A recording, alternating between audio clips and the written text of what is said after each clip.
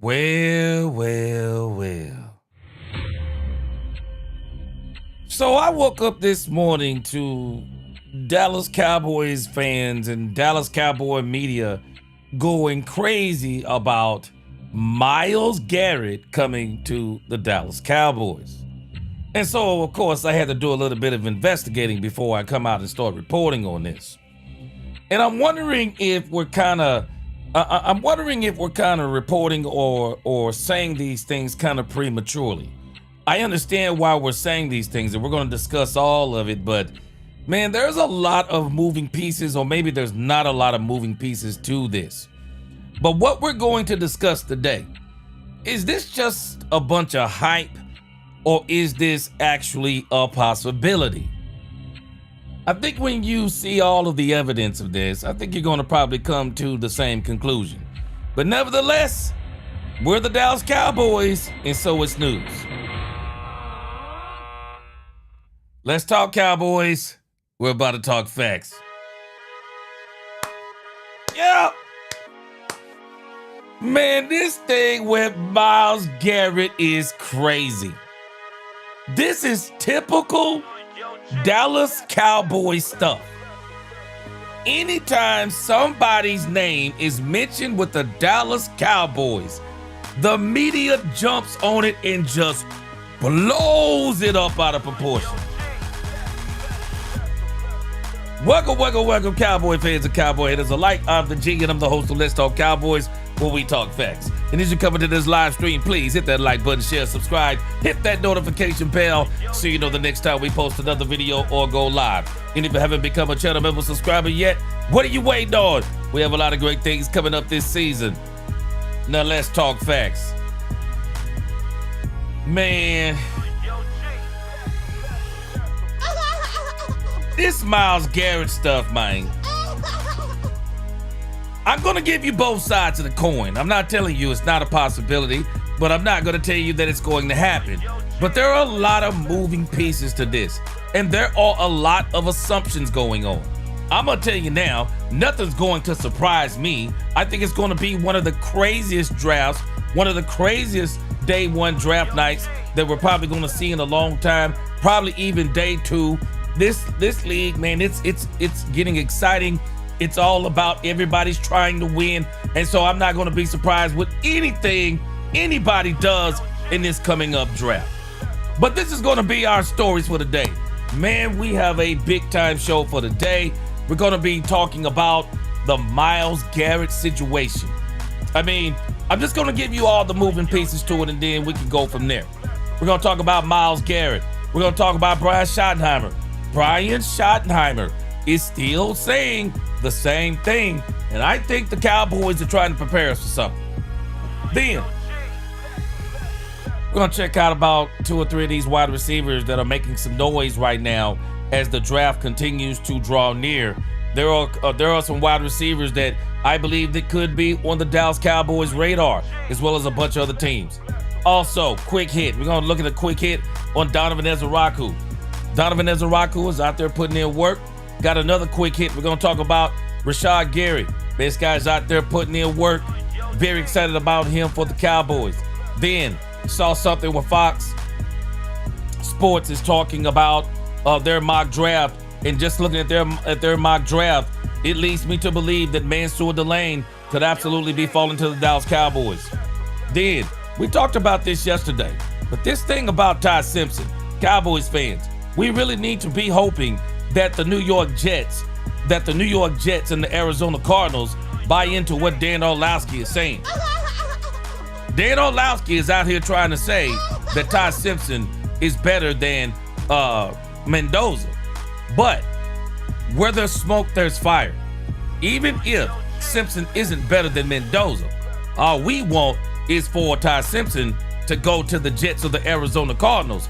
And that almost guarantees, for the most part, that the Cowboys are going to get a great player at the number 12 position. And then we're going to see if we can get to this today. But man, the NFL out here wilding, man. The NFL is out here wilding, talking about these doggone replacement refs. So that's the show for the day. Myles Garrett, Brian Schottenheimer, wide receivers, Donovan Ezaraku, Gary's new number, Mansour Delane, Ty Simpson, and the NFL out here wilding with these refs. Let's go. Hey. Looking forward to Quentin Williams. Quentin Williams is going to be out here clowning this coming season. I'm excited. I am excited about it. So let's get this roll call in, and then we're going to get right into the show. I appreciate y'all rocking with me today. Best chat on YouTube. Let's see who's out there in the congregation today. Jay Palmer, first one in the chat. Jay Palmer said it's not happening. Dominique Pittman, the neighborhood skeptic.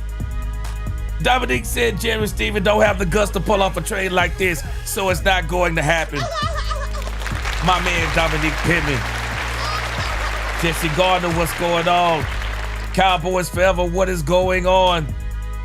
He said people need to start giving Jerry some credit. He's building a good team. I agree on both sides of the ball. Yep, I agree with you. Big Moss Dog. He said, could it be that the Browns are proposing to extend a number of years for letting Myles go? I'm gonna show you here in just a moment. Doomsday, what's going on? Myles Garrett would definitely turn the Cowboys defense back into the Doomsday defense. Lynn from the 903. Yeah, that Quentin Williams did. Hey, that's what he do to get them sacks, man. I'm about to get that dance to show it to you in case somebody hadn't seen it.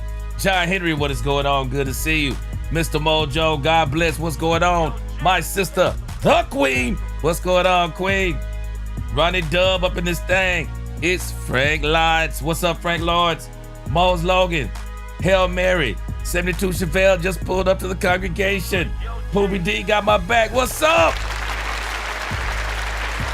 What up, Dre Eights? Travis Beck is back in the house. What up, Trev? What up, Travis? He said, G, tell us the truth. Yes, sir, I know you will do it. He said, do you really think Jerry gonna pull that trigger? I heard him being traded is a strong possibility. Man, I'm gonna tell you. I'm gonna give you the facts. I'm gonna give you the facts. And then we'll do a little bit of a speculating too. Ruffin, what is going on? He said, I love this move, and he don't believe it's happening either. What's going on, Deuce? Dak O said, welcome to Let's Talk Cowboys, where we talk facts. Come in, hit the like button, let your opinion be heard, and also keep the chat clean. What up? What up, Levi McMillan? Gregory, what's going on? Azteca up in this thing. Azteca Aguilar. Ruffin, what's going on, Ruffin? What's going on, Adrian? Good to see you. Lonnie Cabal, what's going on with you? Super, what's going on, Super? Said the Browns are trying to get the pick rules changed, then trade him. Yes, sir. They are doing some serious work out there, some serious lobbying. The Rambowski, the big Rambowski, he said Jerry taking an offensive lineman to 12. Hey, stop playing. He just might do it. He just might do it. Carl Williams, what's going on? The real estate vet. What's going on, real estate vet? He said, what I'm saying about Myles must be more than just talk. We're going to see. Yeah, it made it hit your eyes as well. Yes, sir. We're going to talk about it. My brother, R.T. Hoban, I'm going to give you a call here in the next couple of days. What's going on, Ty Howard? Good to see you. John Jones, he said, what up? It's a new Jack City. Money talk. Bullcorn runs a marathon. Let's go. Dominique, he said, what that be? Say, G, bless him. Let's go. Star Garden X. He said, if Jerry trades for Myles, promise I'll lose my mind. Make it happen, Jerry. Yes, sir. Lord Nova, what's going on? Nubian King, Mark Davis. Let's go. All right. Appreciate y'all rocking with me. We'll greet other folks as they come in. Man, let's jump right into this Myles Garrett thing. Let's jump right into this Myles Garrett story. So, let's make it simple first. What's going on, Viking? Good to see you. Let's make it simple first. What got this started? What transpired that got this entire conversation going this morning? Well, let's keep this conversation simple first before we start jumping into speculation. Let's just kind of jump into the simplicity part of this. It's not like the Browns. It's not like the Browns went out there and said, hey, man, we're getting ready to trade Myles Garrett. It's not like that's actually what happened, because that is not actually what happened. What wound up happening is that the Cleveland Browns changed the language in the contract of one Myles Garrett. Myles Garrett was supposed to get a $29 million roster bonus today. What the Cleveland Browns did is they converted, I believe, some of his money, signing bonus contract money, and we'll read about it. They converted some of it, I believe, to a signing bonus. And then what they did is, rather than the roster bonus being today, they moved the roster bonus back to about, I'm thinking, somewhere around 7 days before the start of the season in September.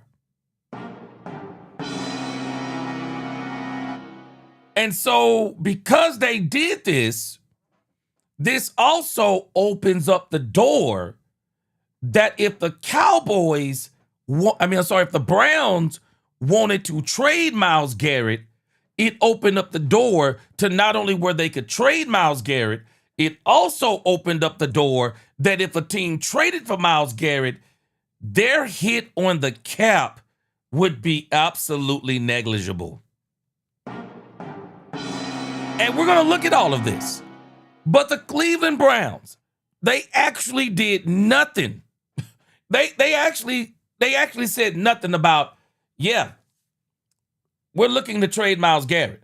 No, people looked at this move and said, this opens up the door. So let's go to the original, or one of the original articles that broke about this. And the funny part about this didn't even break this morning. I think what happened is that everybody got wind of it this morning. This actually happened yesterday, if I'm not mistaken. And so because Phil Yates, the very thing that's driving people crazy right now, and I'm going to try to put as many markers in this. I'm going to go back and put the markers in this tonight, but I'm doing them as I go. So people who want to catch this on the replay can skip to as many markers as possible.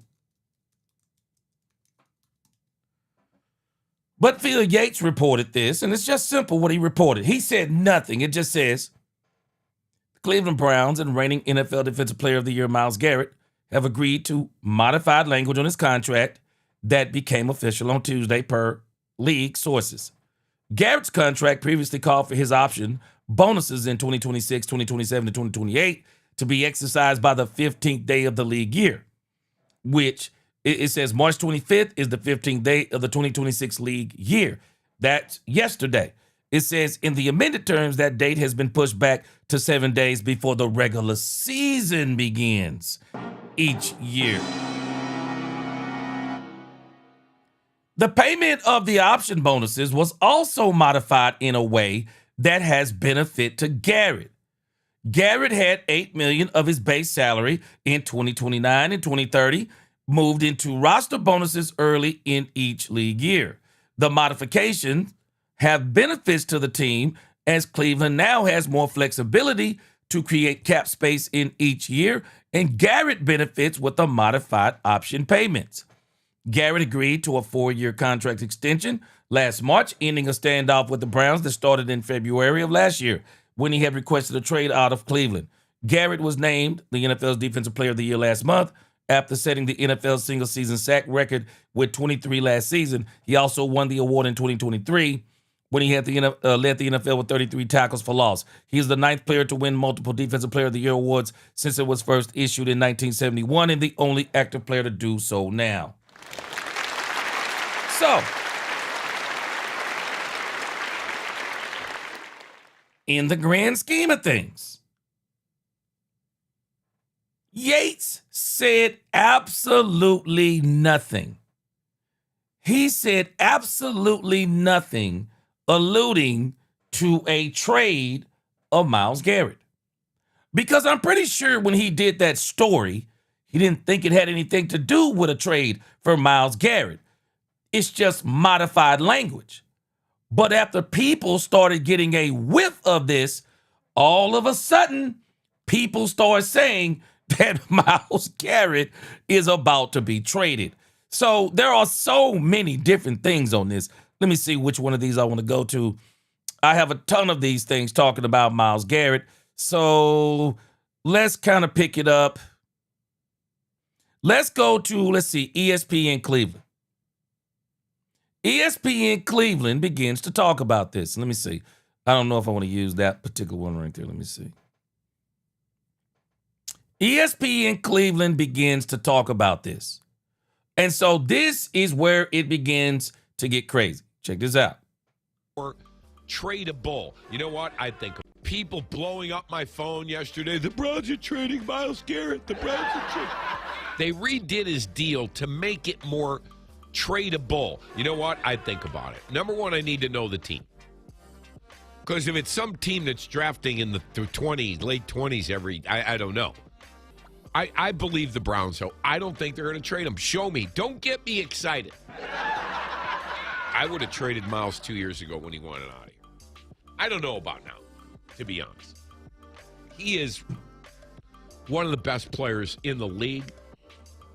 It's just we need so much that this might be the time to turn Hall of Famer into future draft picks. People blowing up my phone yesterday. The Browns are trading Myles Garrett. The Browns are trading. They redid his deal to make it.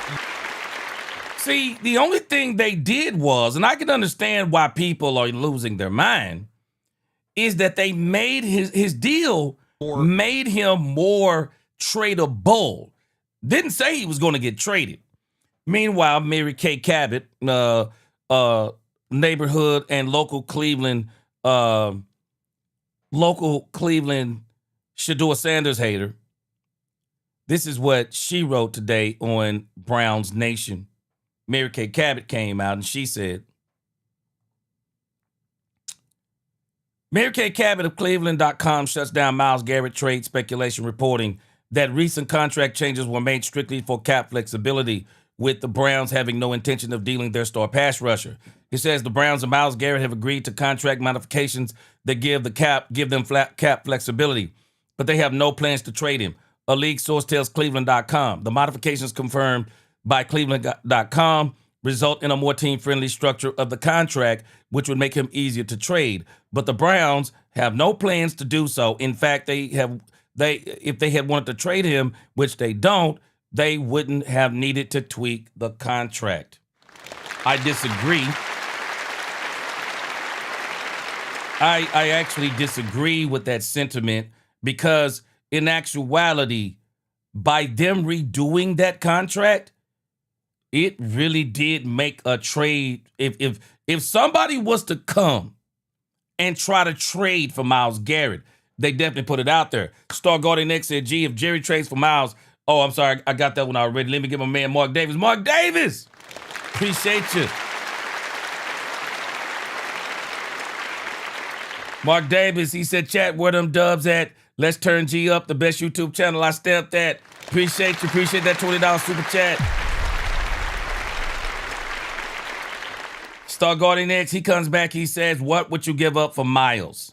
That's going to be my question for y'all. Because, oh, Cowboys Nation, I found, where's Rombowski at? Rombowski, I think me and you have been on the same wavelength about these Dallas Cowboys trade. Big Rombowski, you tell me, you share with the chat. Y'all tell me, the rest of y'all too. Y'all tell me, what player on the Dallas Cowboys currently right now, who is the most tradable player on the Dallas Cowboys right now? Who do you think that is? And I don't find it strange. that both of the teams that have these edge rushers, they have a need for a particular player that the Cowboys have. I wonder who that player is. See, I'm telling Cowboys Nation something. Do not let these people fool you about this player that everybody keeps trying to devalue. There are people hiding in the corner like roaches. They're wishing the Cowboys would follow the advice of a lot of the Cowboys media, some of the Cowboys fans, some of the people out there who keep trying to devalue the young man I'm talking about. I don't find it to be strange that if I was a team trying to trade, I would be targeting the Dallas Cowboys. I would be targeting the Dallas Cowboys. I'm targeting the Cowboys. Any team out there right now on a rebuild, the Dallas Cowboys have everything you want. If you are interested in a rebuild, the Cowboys have everything you want. The Cowboys have 2 first-round picks, and both of those picks are fairly high. And they have a player out there. I'm not going to say his name just yet, but they have a player out there that whether people accept it or not, he is one of the most desirable players out there. He is one of the most desirable players out there. And I promise you, if the Cowboys were to put him in a trade, we're going to come back and talk about it. But the issue is with Myles Garrett. They made him very tradable. And I fully believe the Cleveland Browns are not dumb. They knew the moment they did this that it would start attracting flies. Of course it is. Why wouldn't it? Aren't flies attracted? Are they attracted to rotten, dirty things? Isn't a moth attracted to light? Of course, they knew this was going to attract people. Now, it's not necessarily, I believe, they want to trade Myles Garrett, but follow this. But I am going to welcome all the offers because I want somebody to give me an offer that I cannot refuse. Oh, who's going to give it to me? Who's going to give me the offer that I can't refuse? Give it to me. Who is it? Who's going to offer me, as Freddie Morales said, who's going to offer me their entire draft? Who's going to offer me 2 first-round picks for who's going to offer me 2 first-round picks for Myles Garrett? Who's going to offer me 2 first-round picks and a top-flight player? Who's going to offer 3 first-round picks? Who's going to offer 2 first-round picks, 2 second-round picks, and a 5th or a 6th? Who's going to do it? It's not that we want to trade Myles Garrett, but we're going to put it out there to where if you want to trade for Myles Garrett, we're going to make it very enticing for you. We're going to make it very enticing for you. And as it applies to Myles Garrett, I believe the Cleveland Browns, they know exactly what they are doing. Hey, man, sometimes you can say things without saying it. Sometimes you can say things without saying it. Say it without saying it. You don't have to say, hey, man, Myles Garrett is on the trading block. You don't have to say that. Put it out there. Put it out there to where if you wanted to come trade, we made it easy for you. Now, if you listen to what's coming out of Cleveland, they're all saying the same thing. Pat McAfee has already talked about this. But I'm going to tell you right now, we're going to listen to Pat McAfee. But I'm going to tell y'all this right now. I heard a whole bunch of people. Talking about, yeah, man, there's no way the Dallas Cowboys would trade Micah Parsons. Heck, I was one of them. Ain't no way Jerry will trade Micah Parsons. Micah Parsons is a Green Bay Packer today. Never say never. And before I let you hear Pat McAfee, follow this. Do y'all know why Max Crosby wanted to be traded? Let's use common sense on why Max Crosby wanted to be traded. Max Crosby, yeah, I know them not doing whatever they did at the end of the year, not playing and not serious about winning. I know Max Crosby was all in his feelings. You know what? I understand it, but I'm not buying all that stuff because Max Crosby's knee was actually hurt. I got the video and I didn't use it. And as a matter of fact, I may go back and play it for you if I can dig it up during the Pat McAfee interview. But Pete Carroll, a lot of people don't realize it. Pete Carroll had already reported that Max Crosby was already having problems. Max Crosby was having problems with that knee, and he refused to stop playing. So they really did him a favor in stopping him from playing. But Max Crosby used that because Max Crosby didn't want to be a part of a rebuild. Max Crosby saw the writing on the wall. Geno Smith was terrible. Not terrible, terrible. They fired the coach. Max Crosby saw the writing on the wall. Here comes a rebuild. This man's about to be 30 years old. Max Crosby don't want to be a part of a rebuild because a rebuild says we're about 3 years out from winning the Super Bowl. And Max Crosby didn't want to be a part of that. Max Crosby wanted to go and be a part of a contender right now. Max Crosby, he's 28 years old. I think that's what it's saying here. He's 28. He'll be 29. He'll be 29 when the season starts. They go into a rebuild. He'll be 31 before they would probably even be doing anything. Myles Garrett didn't want to be a part of that. Max Crosby didn't want to be a part of that rebuild. 29 when the season starts. So that's a year gone. Another year of building the team. 30 years old. They might not even be competitive until he's 31. Now, we've already heard about the knee. What was being said is the Ravens were concerned about long-term viability. So what does Max Crosby knee looks like in 3 years? What does it look like? If you get Max Crosby, you're getting Max Crosby for right now.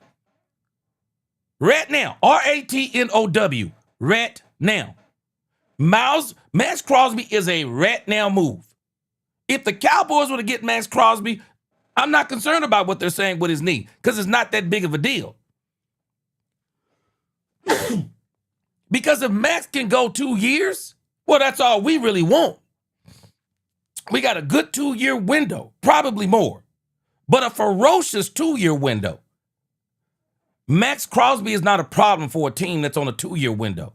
But the Raiders, what's the window? You don't know what Mendoza going to look like. They're already talking about sitting Mendoza for 1 year.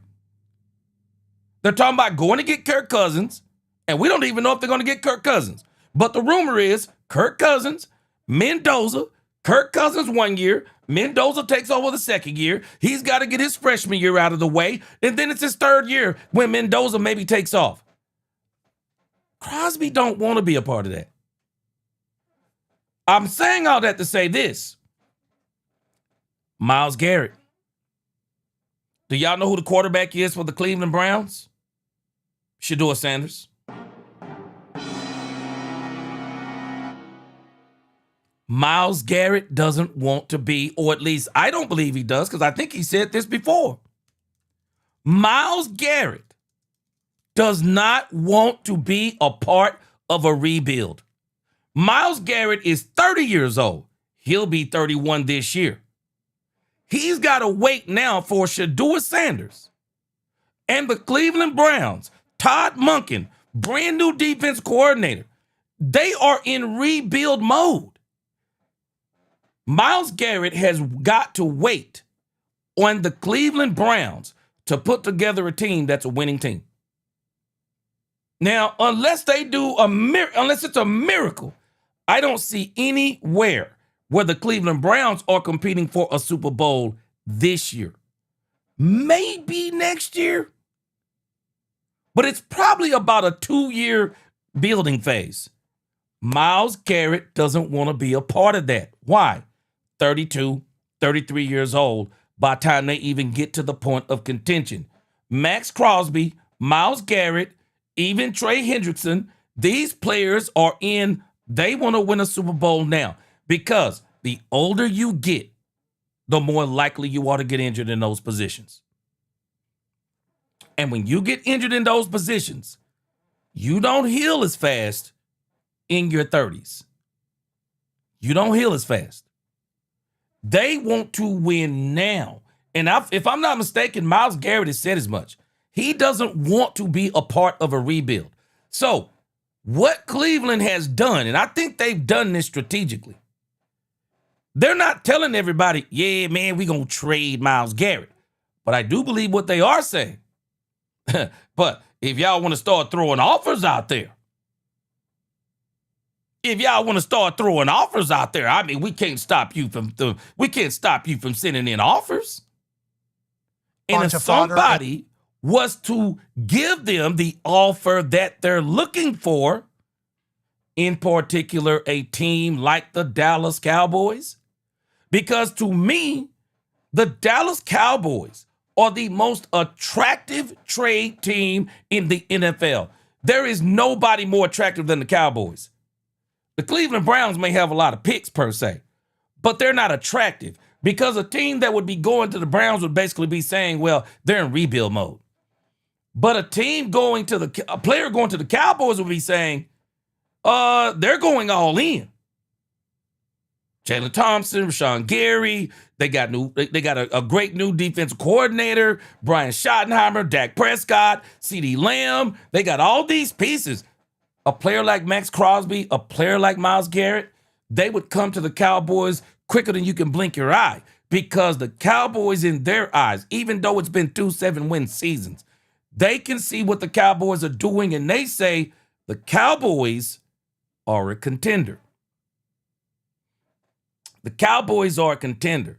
And so I can see why Myles Garrett won't come here. But Pat McAfee says, we do know there's a couple things that are certainly worthy of a conversation. Myles Garrett's getting traded from the Cleveland Browns. Why did they do a whole new contract for Myles Garrett unless they are trying to trade him, is the question that is heating up around the internet. Obviously, the internet is going to grab onto fodder and grab onto any piece of information and run however they want to run with it. But is this setting up for a Myles Garrett trade? And what exactly happened with his contract that sent everybody into an uproar? Yeah, well, here's what happened, okay? And again, I got a call on Tuesday night. A team called me and they're like, hey, all right, do you see this Myles Garrett thing? I'm like, no, what? They said his option bonuses were shifted around. I'm like, yeah. And they're like, well, if you're shifting option bonuses around, usually there's like some trade smoke. Now, let me say this. Right away, I called the Browns. I'm like, what's going on here? And they're like, we are 100% definitely not trading him. I'm like, okay. Now, I will say this.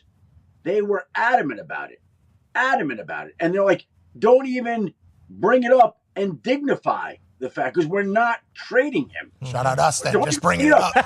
Shout out us, dude. Yeah, sorry about it. Well, hold on. We'll so the great part is, it comes out, of course, Field Yates sees it, other people see it, that the contract language was modified, and everybody makes the conclusion that other teams also drew. Oh, something's going on. Now, here's what I would say. Again, all I can say is that the Browns were adamant to me We are not trading Myles Garrett. This was not done to trade Myles Garrett. This was done to give us more cap flexibility. I'm just telling you, and they couldn't have been stronger about it.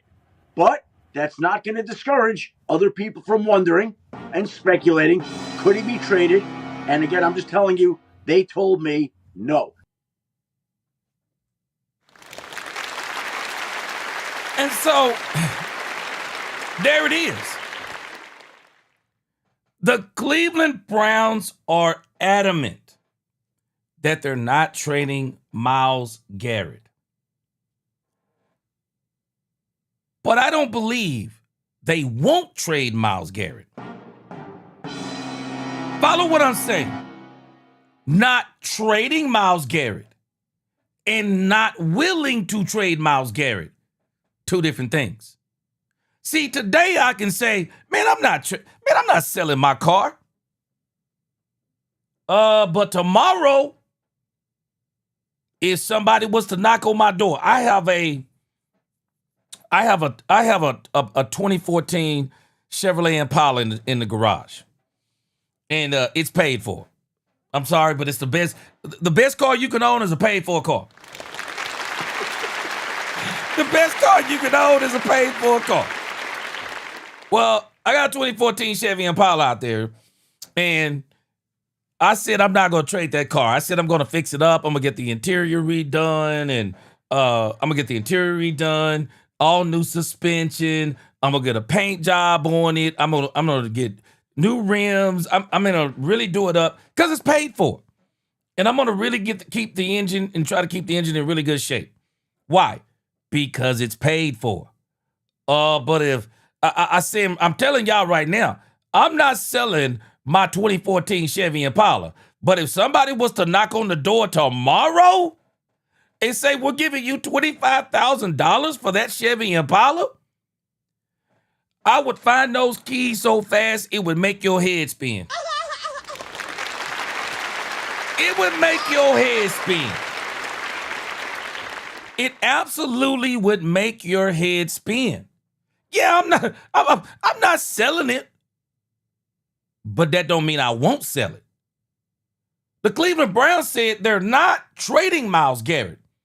That don't mean they won't trade Myles Garrett.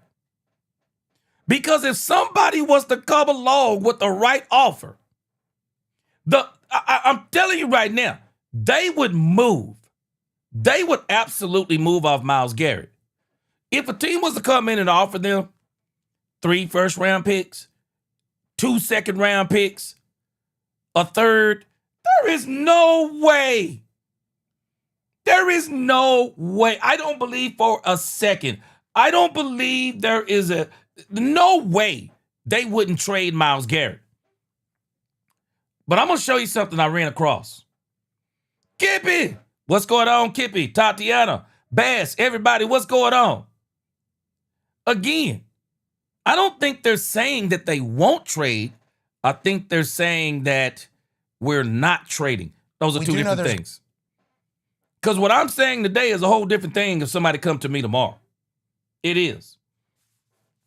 JCT said, gee, I doubt it. Jerry Jones hasn't made a move that big since going to get T.O. back in 2006. History says he doesn't, but if he does, I'd be thrilled. We still have 4. Hey, let me tell you something. I can understand why people are excited about this. Because, honestly, if Jerry wanted to take a swing at this, I believe Jerry could actually hit this if he took a swing at it. But here's the problem, y'all. Here's the problem. The swing I believe Jerry has to take. I'm sorry, but I believe the swing that Jerry has to take, I'm not sure if everybody's ready for that swing. I'm not sure if everybody is ready for that swing. Myles Garrett is a win now piece. If you get Myles Garrett, you have to basically say, we got about a 2-year window. And we really got to do it now. Myles Garrett would be the Dallas Cowboys equivalent of 1992 when they got Charles Haley. Charles Haley was the win now move for Jerry Jones. That was the move that made everybody say, wait a minute, Jerry Jones is serious. Bringing in Myles Garrett, that's a win now move. Unequivocally, it's a win now move. And so if they make it, they got to give up the future. The Cowboys got to say the future don't mean nothing to me. And really, that's kind of where I am. If I'm the Cowboys, I care nothing about 2028. The world might not even be here in 2028. For me, I'm trying to get that Super Bowl now. I'm trying to get it this year. I'm getting it this year, no later than next year. I care nothing about 2028. Myles Garrett is that kind of move. But in order to make that kind of move, man, you might have to be willing to do some things that you're not willing to do. So, first question, Cowboy fans. Would you have a problem with giving up the number 12, the number 20 pick this year? Both of them. The number 12, the number 20, the second round for next year, and use the second round pick of next year as a placeholder to say, and then when we figure out where our first round pick is going to be, because if I'm not mistaken, I'm thinking it's the Jets that gets the best of the picks from the following season. They get the best of either the Green Bay pick or the Cowboys pick. So placeholder, and then it'll convert to a first round pick next year. So in essence, you would have to be willing, I believe, to even get Cleveland to consider this. You must be talking about the 12, the 20, next year's second as a placeholder. Then when you see where that first round pick turns out, then give a first round pick to the Cleveland Browns. Cowboys fans, would y'all be willing to give up 3 first round picks for Myles Garrett? Y'all tell me. Would y'all be willing to give up 3 first round picks for Myles Garrett? Now me, I probably would. It just depends on how they're falling. It all depends on how they're falling. I'll be honest with you. I mean, if I'm the Cowboys, I would actually try to pull off hey, here's what we'll do. We'll give you the first round pick this year, 1 first round pick this year, 1 first round pick next year, and we'll give you a 2028 first round pick. If I were the Cowboys, I would try to give them those 3 picks consecutively rather than trying to just pile them all up this year. Because if the Cowboys really want to win the Super Bowl this year, I still say they need at least one of those first round picks. Whether it be the 12th pick for Mansour, Delane, or whoever may fall to the Cowboys, or whether it be the number 20 pick to get Jason Rodriguez. The Cowboys still got to get something out of this draft. And I believe it's got to get Jacob Rodriguez, if you ask me. So if I'm the Cowboys, I would do 3 first round picks. They would just be in 26, 27, 28. Now, I think that the Cleveland Browns may absolutely take something like that. I do. I think they may take something like that. Because that's probably what it's going to take. Myles Garrett, if you're asking me, Myles Garrett isn't a 2 first round pick player. Myles Garrett is a 3 first round pick player for a team that's in win now mode. Because, for example, if I'm the Chicago Bears, I'm in win now mode. Myles Garrett is 3 first round picks because I care nothing about 2028. Philadelphia Eagles, Myles Garrett is 3 first round picks because I care nothing about 2028. It's this year and the next. If I'm the Cowboys, I care nothing about 2028. It's 3 first round picks. I got to get it this year or next year. Even the Buffalo Bills. Myles Garrett is a win now piece. And so for the Cowboys, the Bills, the Eagles, when you think about teams like that, Myles Garrett is a win now piece. So you're going to have to give up a lot for Myles Garrett. I mean, I'll be honest with you. If I'm the Cowboys, hey, man, I tell you what, hey, I'll give you 3, 26, 27, 28, and I'll give you a second in 2028. I care nothing about 2028. I'd be willing to do all of that to get Myles Garrett, especially if I could do all of that. If I could do all of that and keep one of the most tradable pieces in the NFL. Cowboy fans, I'm going to tell you something. Let me read a couple more super chats here.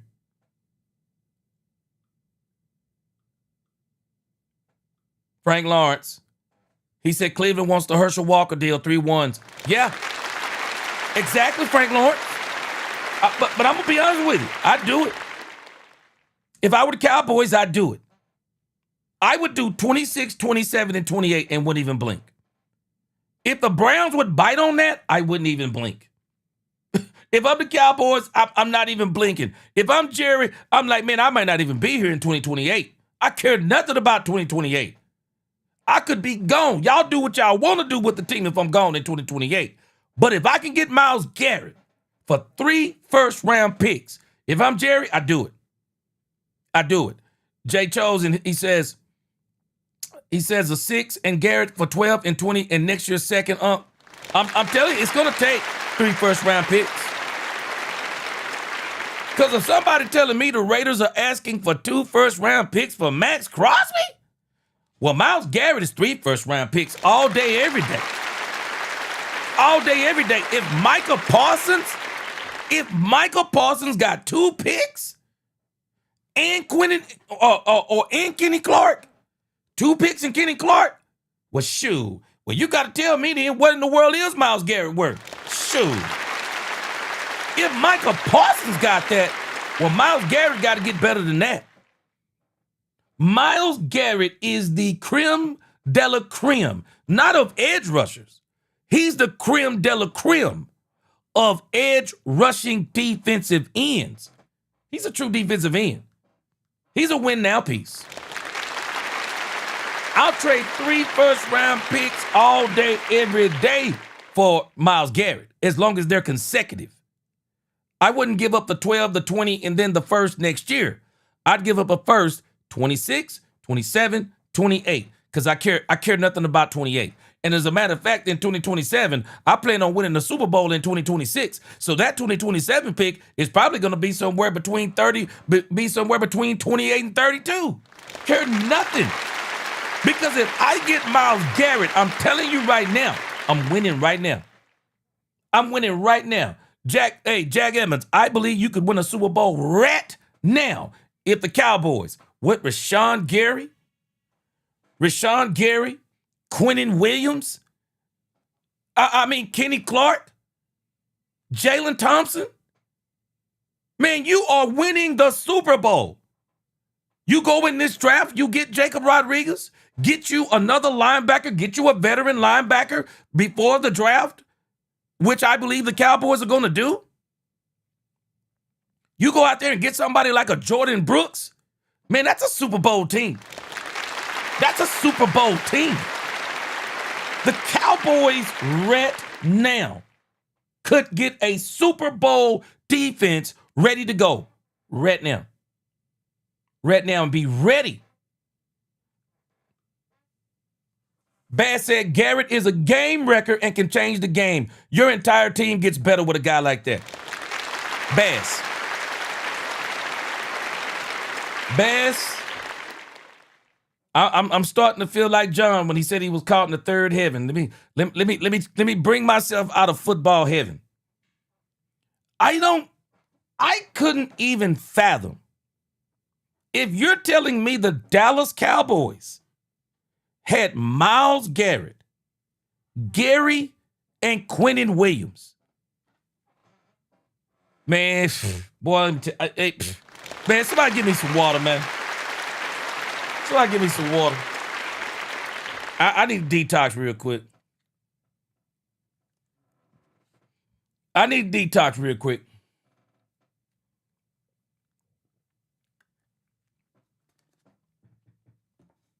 You don't get that combination and not win. Poobie D said, let's go cheap. Hold on, Poobie D. You may not be understanding the ramifications of what the Cleveland Browns did. Let me show you something. So, Poobie D, you ready to go cheap? let me take you cheap. This is why people are also excited about this Myles Garrett trade. And this Myles Garrett trade, the possibility of this Myles Garrett trade. Let me show you, Poobie D, because I 100% agree with you. Teams that win Super Bowls, they have dominant defensive tackles. Well, the Cowboys have already accomplished that. So I'm not going to be hypocritical and go back on what I'm saying. No, they've already accomplished that. But if you can get a pass rusher, because if you can get a reasonably priced pass rusher, because that's exactly what the Philadelphia Eagles did in 2024. They had dominant defensive tackles, and they had a reasonably, or at least then, a reasonably priced Sweat as a pass rusher, and it made them literally unstoppable. Now, I want you to see why I'm saying all of this, Poobie D, because what the Cleveland Browns did, let me pull it up. I got so many things in here. Let's see. Let me show you how insane it is what the Cleveland Browns did, because this is why people are excited about this. Let me see. I'm going to show you what the other team has to pay if they were to pick up Myles Garrett's contract. This is the scary part. And this is why I say I'm not going to be surprised if some team jumps all over this thing with Myles Garrett. And let me pull it up here while I'm talking. I'm going to show you what does the other team pay, Poobie D. This is the reason, another reason why I'm saying if I were the Cowboys, I would seriously consider doing this.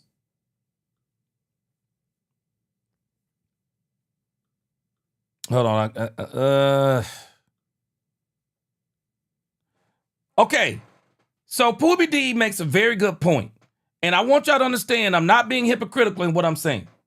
Because I've said before that you can win the Super Bowl without a player like Myles Garrett paying these high-priced defensive ends and edge rushers like Michael Parsons, TJ Watt, Myles Garrett, these guys. You can actually win Super Bowls without them, like Max Crosby, because teams continue to do it. They do it with dominant defensive tackle play, and they do it with either edge rusher by committee or reasonably priced edge rushers. Now, let me read this super chat real quick from Jay Chosen. He says 3 first, but can we at least get a 6 back? If they would let us, but even if they didn't, I wouldn't be concerned. I'll still take the deal. Poobie D, my man, are you ready for cheap? Poobie D, tell me right now, can you find an edge rusher of Myles Garrett's ilk? Can you find an edge rusher this cheap? Help me out, Poobie D. This is for you.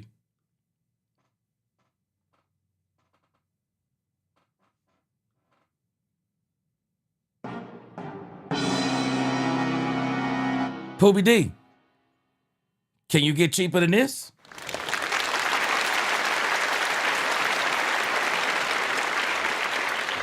Can you get cheaper than this? Myles Garrett will hit you for only $9 million this year? What?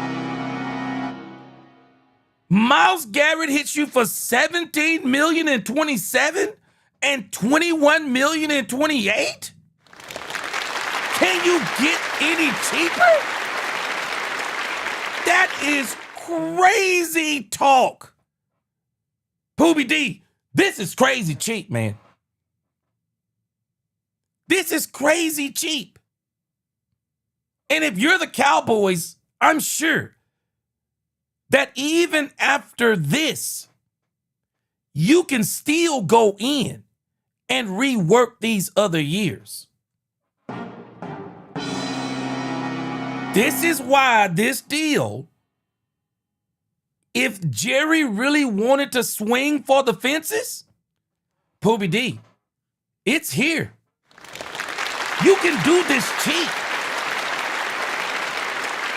You're not going out and paying Max Crosby $30 million a year from what my understanding is on this. You're not going out and saying, hey, we're going to pay you $30 million up front, or that's what's going to be your cap hit this season and next season. We're paying you $60, $70 million over 2 or 3 seasons. Man, you're getting this dude for basically less than $50 million over the first 3 years of the contract? Whoa, man. Man. This is why everybody is going crazy about this. The Cleveland Browns have really set this up that if a team had the draft capital, if they had the kahunas, they go make this deal, or at least they go make the offer. They at least go make the offer. If I'm one of these teams that's in win now mode, I'll tell you this. I'm calling the Cleveland Browns. I'm calling the Cleveland Browns, and I'm calling their bluff. I'm calling their bluff. I'm calling the Cleveland Browns bluff if I'm the Cowboys, the Broncos, if I'm the Philadelphia Eagles. I'm telling you, the Bears, the Rams. If I'm one of these teams that feel like I'm one player away, I'm calling the Cleveland Browns bluff. I heard y'all said you wasn't trading Myles Garrett, but I noticed that this is a very tradable deal. Here's what we're offering you. 3 first-round picks. We're offering you 3 first-round picks for Myles Garrett. If I'm one of these teams, if I'm the Cowboys, I set that offer on the Cleveland Browns door, and I tell them it'll be here all the way up until the draft. You can take it. Take it or leave it. If I'm the Cowboys, I put that offer on the table, and I don't even think no more. I continue to do what I said I was going to do before I even made the deal. I'm going to go in this free agency, and I'm going to go and trade probably a 3rd-round pick to the Miami Dolphins. I'm going to get Jordan Brooks. I'm going to sign and extend Jordan Brooks. I'm going to have my linebacker sold up. I'm going to have Rashan Gary. I'm going to have Quinnen Williams. I'll extend Quinnen Williams. I'll extend George Pickens. I'll create more money out of the cap. And I'm all in this year. I'm all in this year in 26, 27, and possibly even a part of 28. I'm all in. This deal is right there. Can you get any cheaper than this? Can you get any cheaper than this? Ron Hanna, good to see you. Poobie D, you tell me. Oh, wait, Poobie D, you said let's go cheap is Newhouse name. Hey, y'all tell me, how cheap is this? Alicia, what's going on? Kenny Clark, Quinnen Williams, Otito Ogbonnia? What? Rashan Gary, Donovan Ezeraku? Then you putting Myles Garrett in? I'm in. If I'm the Cowboys, I'm in. I'm in if I'm the Cowboys, man. I see what you said. Let's go cheap. Let's go cheap is Newhouse name. I forgot he changed his name to Newhouse Cheap. Let's go cheap. Poobie D, you taking this deal? Look at the money, guys. Look at the money. 9, 17, and 20. Man, I don't give a doggone what's happening in 2029. I'll deal with 2029 when it get here. You telling me I can get Myles Garrett for less than $50 million in 3 seasons? Jerry pulled this off with Myles Garrett and those Michael Parsons trades. Man, Jerry is, boy, man, that's crazy. That's crazy work. Poobie D, I'll give it to him. I care nothing about 2028. Poobie D, you get Myles Garrett. That 2027 pick is probably going to be somewhere between 28 and 32. Barring some kind of cataclysmic injury.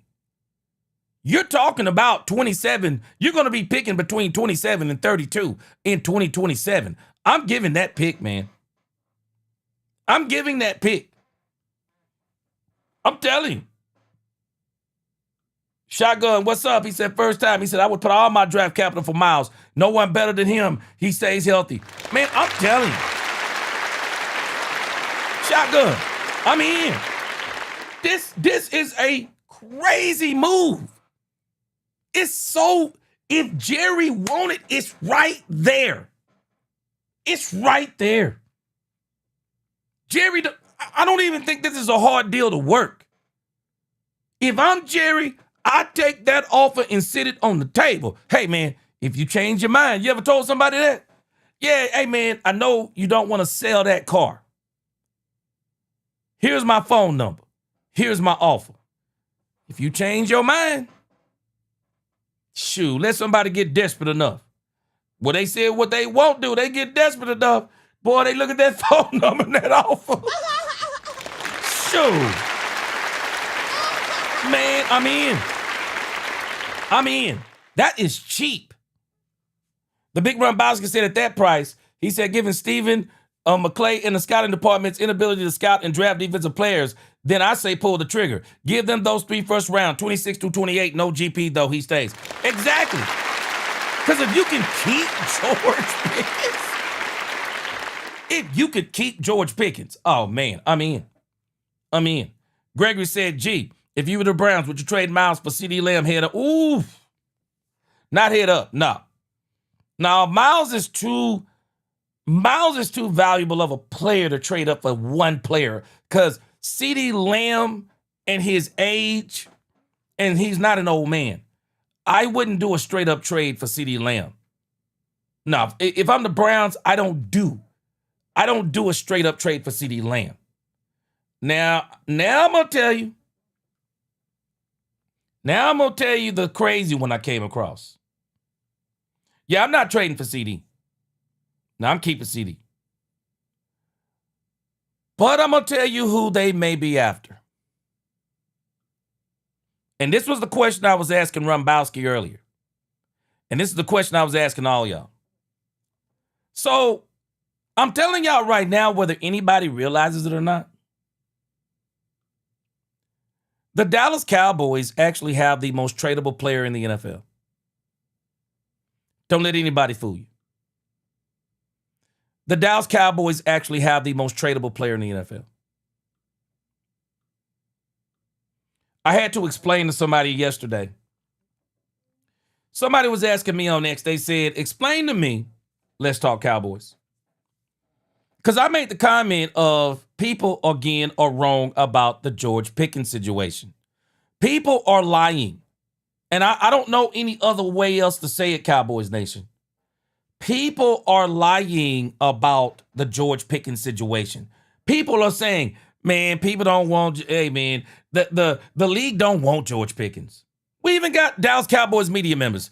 Yeah, man, the league done spoke on George Pickens. They don't want George Pickens. They've given George Pickens the permission to go out and negotiate with teams, and nobody wants to negotiate with George Pickens. Can somebody explain to me, how do you knock on a team's door?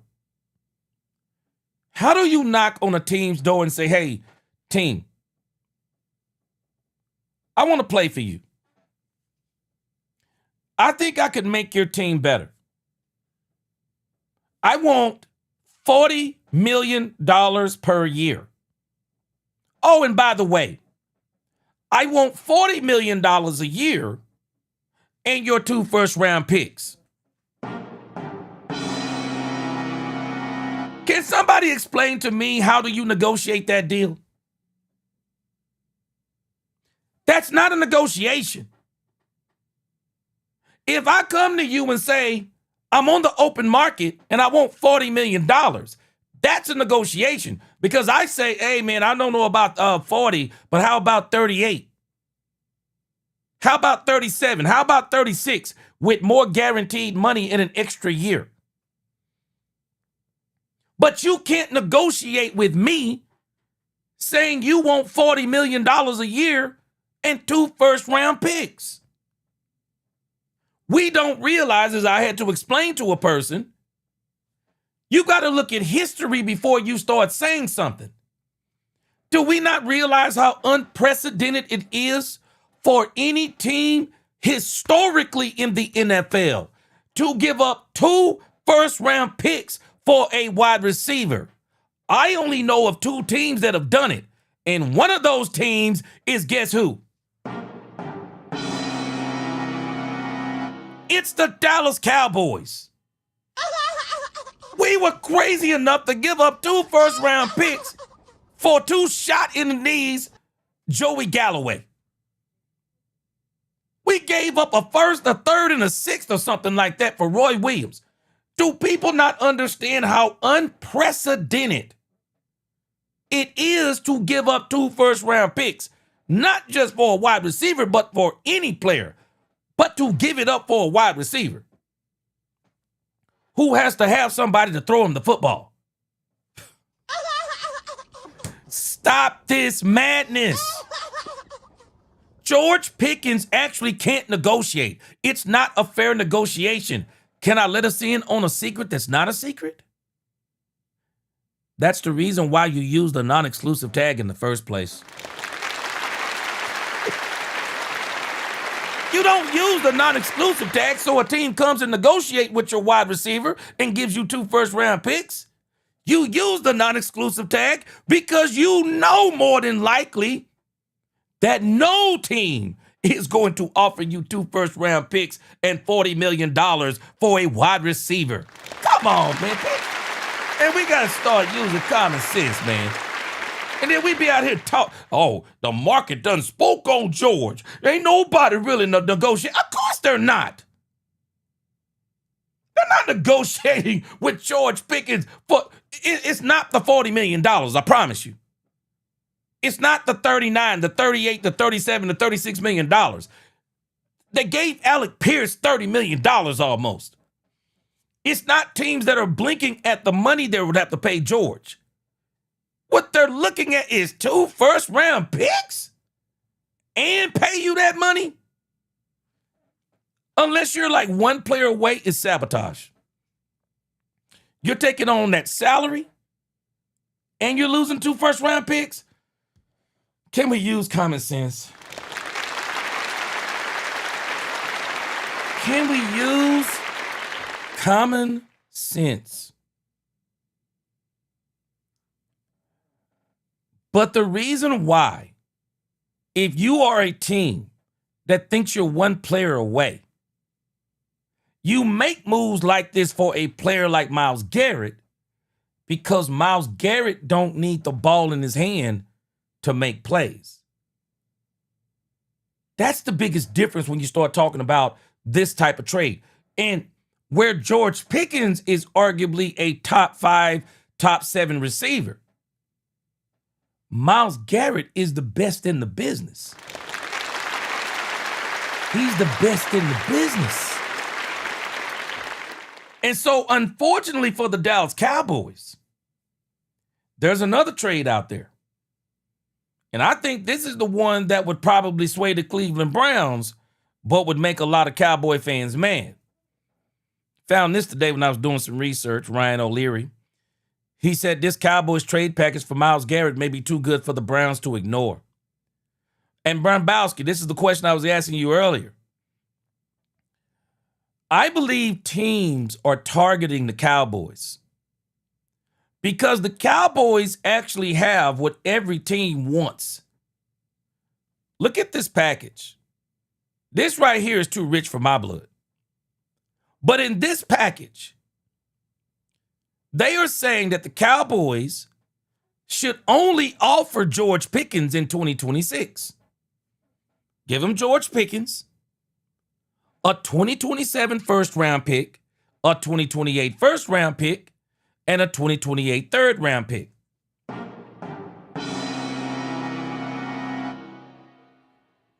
So let's follow this. Let's follow this line of thinking. So if you were to trade George Pickens, you would have to be banking on that you can win that Super Bowl with Myles Garrett. And you're going to subtract somewhat from your offense. And so the question is, who would you get to replace that player? Now, if you were to do something like this, now you have to go in and say, now I got to go in the draft and I got to be focused on a wide receiver. Now, I don't believe Cornell Tate is going to fall to the Cowboys because Cornell Tate would be the wide receiver that everyone would say that would take the place of one George Pickens. But I do think there could be some other options in the draft to take the place of George Pickens. Problem is you're rolling the dice, and I don't think they'll be as good as a George Pickens is right now. And it might be 2 years before they're even as good as George Pickens. So you are going to have a problem. You're going to add to subtract. Your defense could actually be top 10. But your offense, I still say the Cowboys would have a top 10 offense without George. But I think you get a top 3 offense, possibly a number 1 offense with George. So the question is, would you be willing to do this? That's tough for me. But I think a lot of these teams, whenever they're thinking about trades, because I want you to think about why this would work for the Cleveland Browns. This trade would absolutely work for the Cleveland Browns because they have a young quarterback in Shedeur Sanders. George Pickens, very young wide receiver. He's only, 24 years old. Shedeur Sanders would basically have his wide receiver for the next 3 years. And George is one of them. And I believe Shedeur would tear it up with George Pickens. Man, hey, get Jerry Jeudy out of Cleveland. I don't even understand the whole Jerry Jeudy thing. Get Jerry Jeudy out of there. Man, you mess around and get George Pickens. You get George Pickens. And as a matter of fact, if I'm not mistaken, Todd Monken in Georgia, when he was the coach in Georgia, I think he was the OC in Georgia. George Pickens, Todd Monken was George Pickens' coach.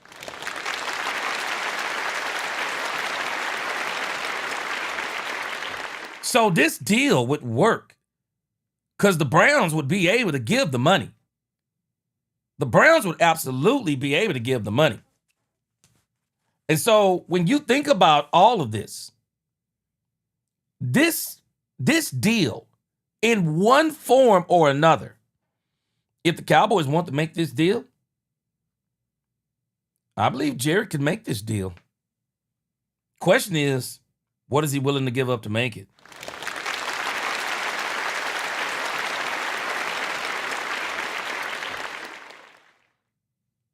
What is he going to give up? What is he going to give up to make it? That's the question. What would he have to give up to make it? Because you're going to have to give up some stuff to make it. You want this deal, you got to give up some stuff, man. You got to give up some stuff. Straight up. He said, okay, Jay Chosen said, what are you doing if they pick Kendrick Falk at 12, edge rusher?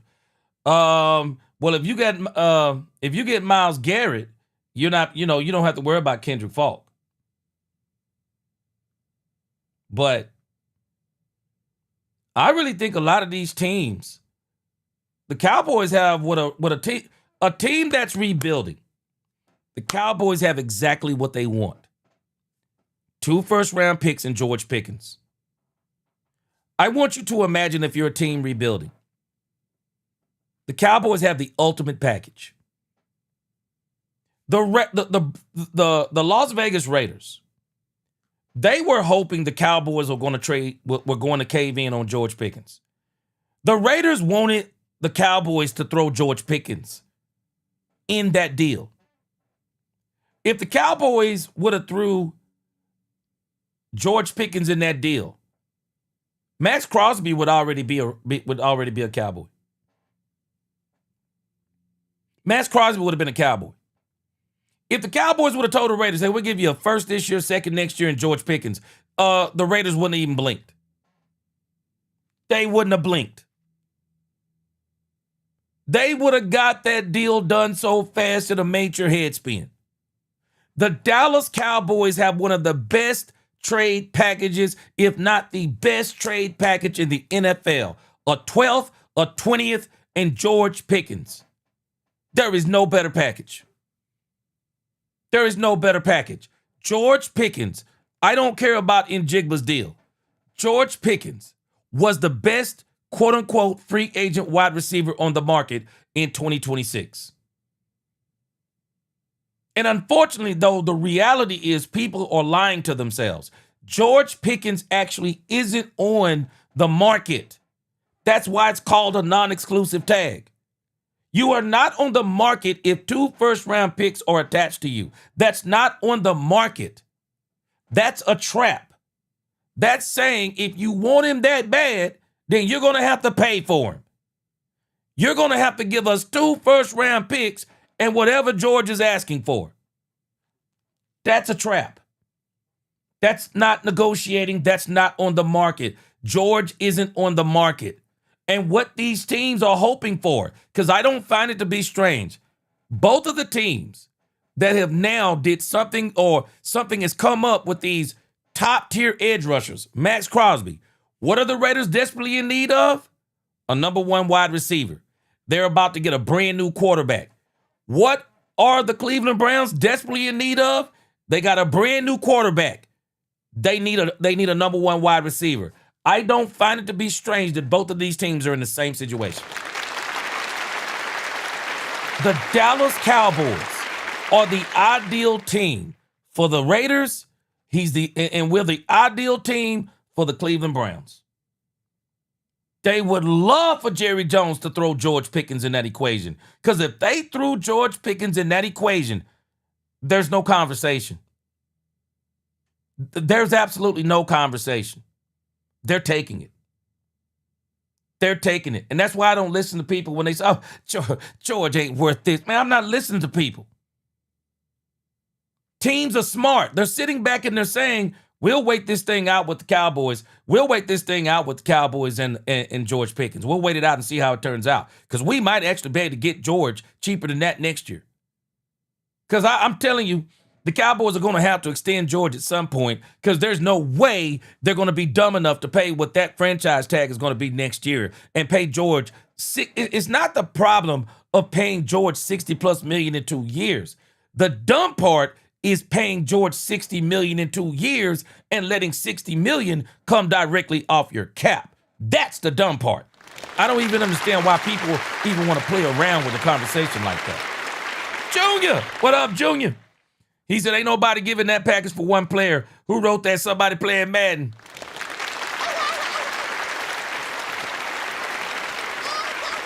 Hey, Junior, that's why I said it's an offer that the Cleveland Browns couldn't refuse. But Junior, follow Cleveland Browns logic. This is exactly what they're looking for. They're looking for the offer that they can't refuse. It's not rocket science. It's not rocket science what they're doing. Yeah, oh yeah, man, I'm not selling that, man. Oh, that's not for sale. It's not for sale, but then you made it sellable. Okay. I got you. Rick Big Run Box said today social media has destroyed the brain's ability to common sense. Yeah. And David, he says Myles Garrett is doing a huge bonus. Prior to the season starting, the next team that he is traded to has to absorb that bonus.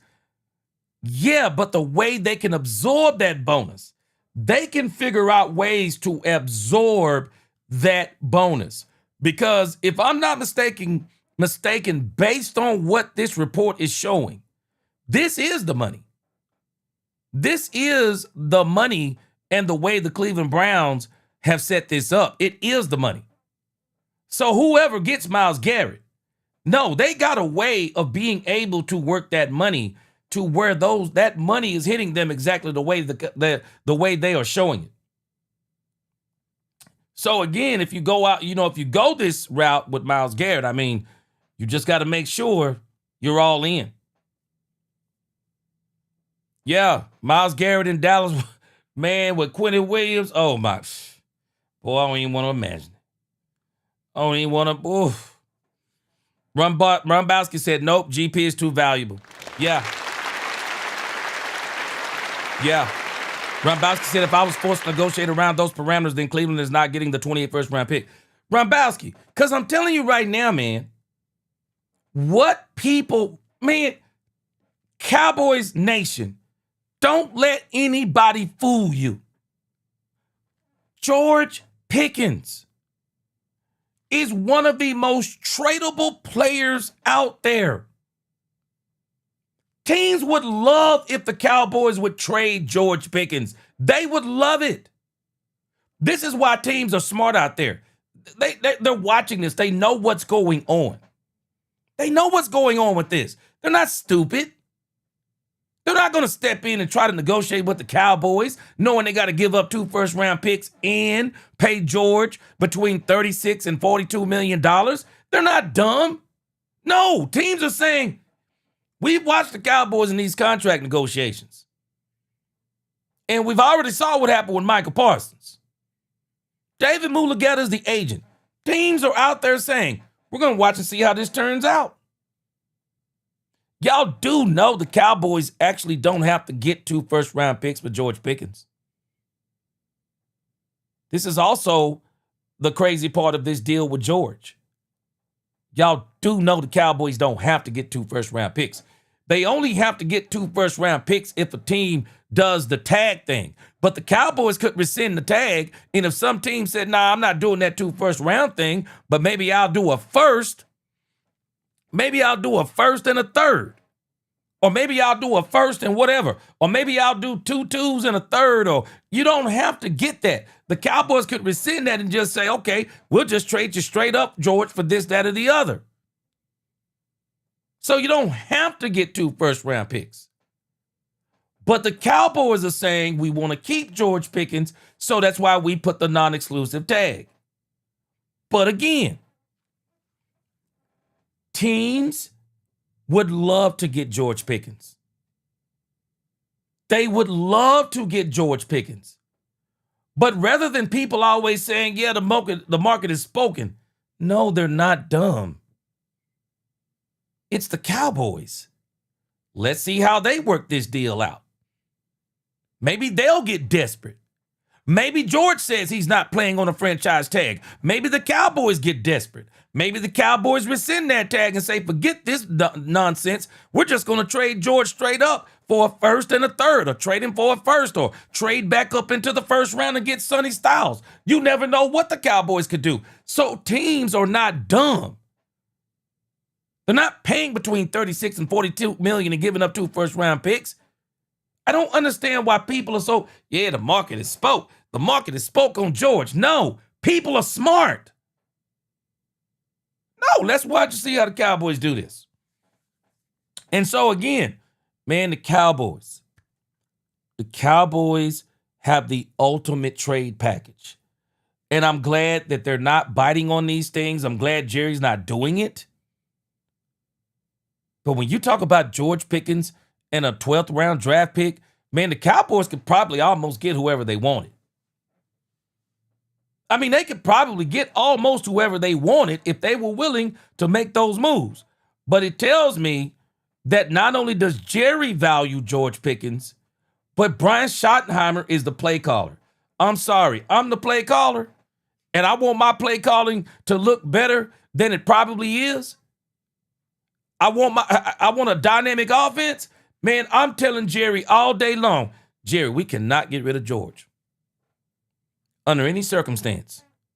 He's a part of the plan, Jerry. We can't get rid of George. And remember, I told y'all yesterday, it was Jerry and Brian who wanted George. They know the value of George Pickens. They know the value of George Pickens. Angie the Rebel Chick's in the house. They know the value of George Pickens. But don't be fooled. Other teams do too. Doomsday said, gee, I'm not letting my office take that big of a hit for one player because all our defense needs to be is top 15, and we're going to be a dangerous team with George Pickens. Exactly. You got to keep GP3. There's nowhere I'm trading GP3. But I would. Poobie D, if me and you was in that war room, boy, me and you, boy. Oh, no, Poobie D, you're exactly right. I would not give up both first rounders this year. I'm with you. I'm not giving up a 12 and a 20. I'd give up a 12. I'd give up a 20, but I'm not doing a 12 and a 20. Not doing it. JP the Goog, I'm with you. No, not trading Pickens. I'm not trading Pickens, family. I'm not trading Pickens. Angie said they can afford both. I tell you what, I'd give him 3 first-round picks. I care nothing about 2028, y'all. I'm sorry. I care nothing about 2028.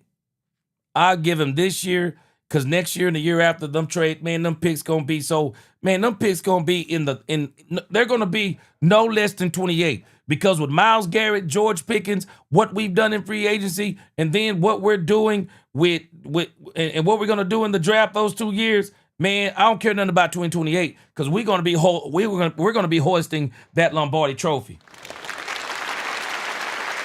And with the money I'm going to be paying Myles Garrett, I'm not going to be paying $40 million a year for Myles Garrett. Oh, I'll take that deal. Shoot. I'll convert that money into signing bonuses, them bonuses into signing bonuses and all kinds of things. Man, I'm going to tell you right now, I'll destroy that cap. I'll destroy that cap by 2028. That thing will be done. Shoot. Rock Soul said, don't care if Cleveland will be the only team picked in the first round. Sure. Hey, man, getting this deal done if I'm the Cowboys and keeping GP. Rombowski said, I've said all along, Las Vegas wanted those 2 first-round picks for Max Crosby so that they could move up for GP. They need a wide receiver 1 to go get Mendoza. Yeah. And as good as the wide receivers are in this draft, and we're going to look at them in a moment, but there's not a wide receiver in this draft that's better than George Pickens. Bottom line. Angie said I'd give the Browns an overload of our sorry players. And both was for Garrett. I don't give a F. Destroy the budget to keep Pickens. Yeah, man. I'm telling you. Yeah, I'm not trading. I'm not trading GP. I'm not trading. Yeah. But I trade them picks, though. But I wouldn't give them both first rounders in this draft. But I'm telling you, Baz said you coming off every pick in this 2026 draft, and I mean all of them, every pick you have to get Pickens, and even for me to even consider it. That's what Freddie Morales said. Yeah, I'm with you, man. I ain't trading GP. GP is one of the most, man, I'm telling you, GP is a piece that a lot of people will want. And people keep, the market hasn't spoke because there's no market. Can I put people on game? There is no market for a $36 to $42 million wide receiver with 2 first-round picks. There's no market for him. There's no market for that wide receiver. There's no market for that wide receiver. I'm sorry. There's no market for that wide receiver. That's the point of using the non-exclusive tag, to create a market that doesn't exist. There is no market for that. There is no market for it. But teams would love for the Cowboys to collapse and trade George Pickens. They would. Yeah, Big Miles said the Browns are about to build a $1.779 billion stadium. And they're also rebuilding the team. Yeah. They're also rebuilding that team. So I'm telling you who they're banking on is Shedeur Sanders. And I think it's a good thing to do. Shedeur Sanders, man, he's very marketable. Shedeur is the man they're going to try to build on. And they would love to get him a wide receiver like GP. E60 said, look, greedy as Jerry, we done gave you too much money to suck it up. Take a loss and win the Super Bowl. He said, we deserve it, Jerry. Yes, sir. Yes, sir. Yeah. Angie, the problem with the Michael Parsons trade, too, Angie, it's and, you know, people can debate about the trade, Angie. But here's the part, Angie, I think we all can agree on. It was the timing of the trade. That's the dumbest part. Because as I look at Max Crosby, and what they were talking about with Max Crosby. And now when I'm hearing what I know it would take for Myles Garrett, could y'all imagine had the Cowboys put out there before the draft that they were going to trade Micah Parsons? The Cowboys could have got probably way more than what they got. Because I was a little bit like, they only got 2 first-round picks in Kenny Clark. They probably could have got 2 first-round picks, Quinnen Williams, and Quincy Williams. I mean, they probably could have got a king's ransom. They could have got a king's ransom. Even probably could have got the wide receiver for the Jets. They probably could have got a king's ransom. But again, I'm just telling us, the Cowboys got some decisions to make on draft night, and draft night is going to be exciting for the Dallas Cowboys. The Cowboys are going to have to make a decision on whether or not they're going to trade for Max Crosby. I'm telling y'all right now, that Max Crosby deal is going to be there on draft night. I'm not convinced. The Raiders are going to have to convince me because I'm not convinced by the Raiders. I'm not convinced by the Raiders, nor am I convinced by Max Crosby. I believe the Raiders are going to cave on draft night, and they're going to put it out there that they're willing to accept less. I wouldn't be surprised they come back to the Cowboys and say, can we get that same deal, a first and a second? I wouldn't be surprised they come back and want that same deal. I would not be surprised if they want that same deal. And then I also think the Cowboys are going to have to make a decision on Myles Garrett, because I believe the Myles Garrett deal is going to be quietly floating out there. It's going to be quietly floating out there that the Cleveland Browns are looking at offers for Myles Garrett. And if somebody can give them an offer that they can't refuse, they're going to roll with it. Watch what I tell you. The Cowboys got some decisions to make. Man, I'm telling y'all, draft night is going to be exciting for the Dallas Cowboys. Draft night's going to be exciting. And I never thought that we would have this opportunity. Cowboy fans, do y'all know that there's a possibility on draft night? I want y'all to think about this. There is a possibility on draft night that the Cowboys could possibly get Jeremiah Love, Sonny Styles, Caleb Downs, Mansour Delane, Max Crosby, or Myles Garrett. Draft night gonna be crazy.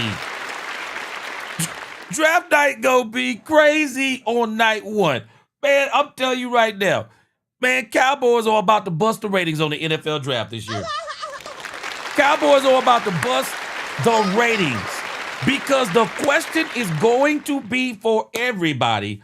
Who and what are the Dallas Cowboys going to do with the 12th, the 20th, George Pickens? What are they going to do? Cowboys busting the draft. It's going to be must-watch TV.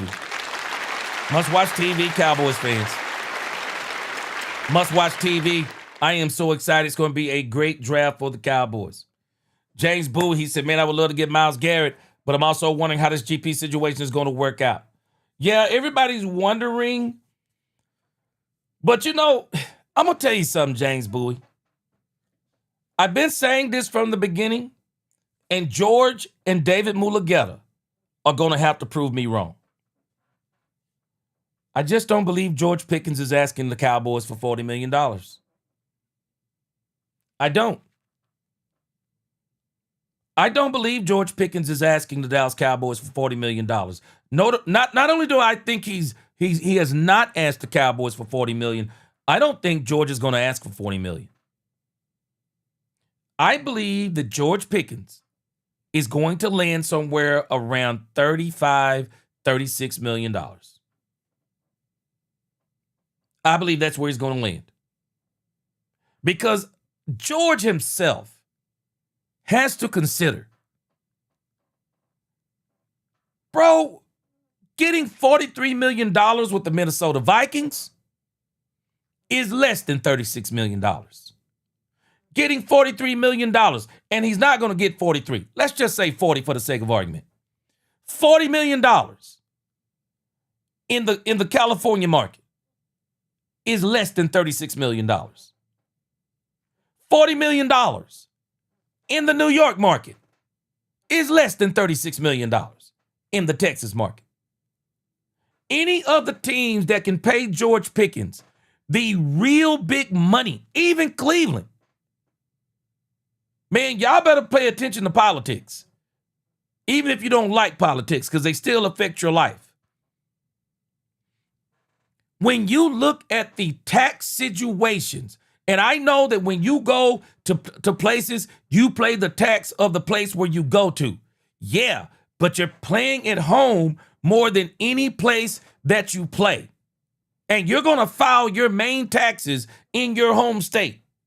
And if your home state is Texas, you are going to come out millions on top of going to the LA market, the New York market, the Chicago market, the Minnesota market, the Cincinnati market. You come out making more living in Dallas, Texas, than you do playing anywhere else. I don't believe for a second George Pickens is asking for $40 million. I believe George is going to be somewhere around $36 million. Somewhere in that range, it's going to be $36 million. $36 million. I believe it's going to be $36 million, somewhere around $70, $75 million guaranteed. George is going to be in Dallas. I believe Jerry gets that deal done. And I think that's the reason why you're not hearing a lot of hoopla. I think that's why you're not hearing a lot of hoopla. George is going to play in Dallas, I believe. There's not a lot of hoopla about it. Why would it? Why? People are putting things on George that George hasn't even said. I don't believe he's going to ask for $40 million. I tell you this, he's going to make more than DK Metcalf, and he's going to make sure of that. He definitely going to make more than DK Metcalf. He's making more than DK Metcalf. But all the other stuff, George ain't trying to get no doggone $40 million. George go anywhere else with $40 million, it's $24 million. Ain't no way. Shoot. Ain't no way, man. Ain't no way. Yeah, I did the same thing, Shotgun. By the time it's all said and done, he's actually in the 20s. He's actually in the 20s after that deal is all said and done. It's probably one of the reasons why Shotgun, he said he wanted to be the highest paid wide receiver, because he knew when it was all said and done, he wasn't going to be the highest paid wide receiver. It ain't rocket science. It is not rocket science. Where George Pickens can clean up is in guaranteed money. Make sure your guaranteed money is right. That front end number and that top end number, that total guaranteed number means nothing. The fully guaranteed money is what you're concerned about. George is going to be in Dallas, I believe. I believe they get this deal done. I don't believe Mulugeta is going to be able to hit the Joneses for no $40-something million contract, because I don't think George is going to let him. I don't think George is going to let him. I believe George Pickens has found his home. He loves Dallas. CeeDee Lamb and George Pickens are thick as thieves. They are absolute blood brothers. He is in Dallas to stay.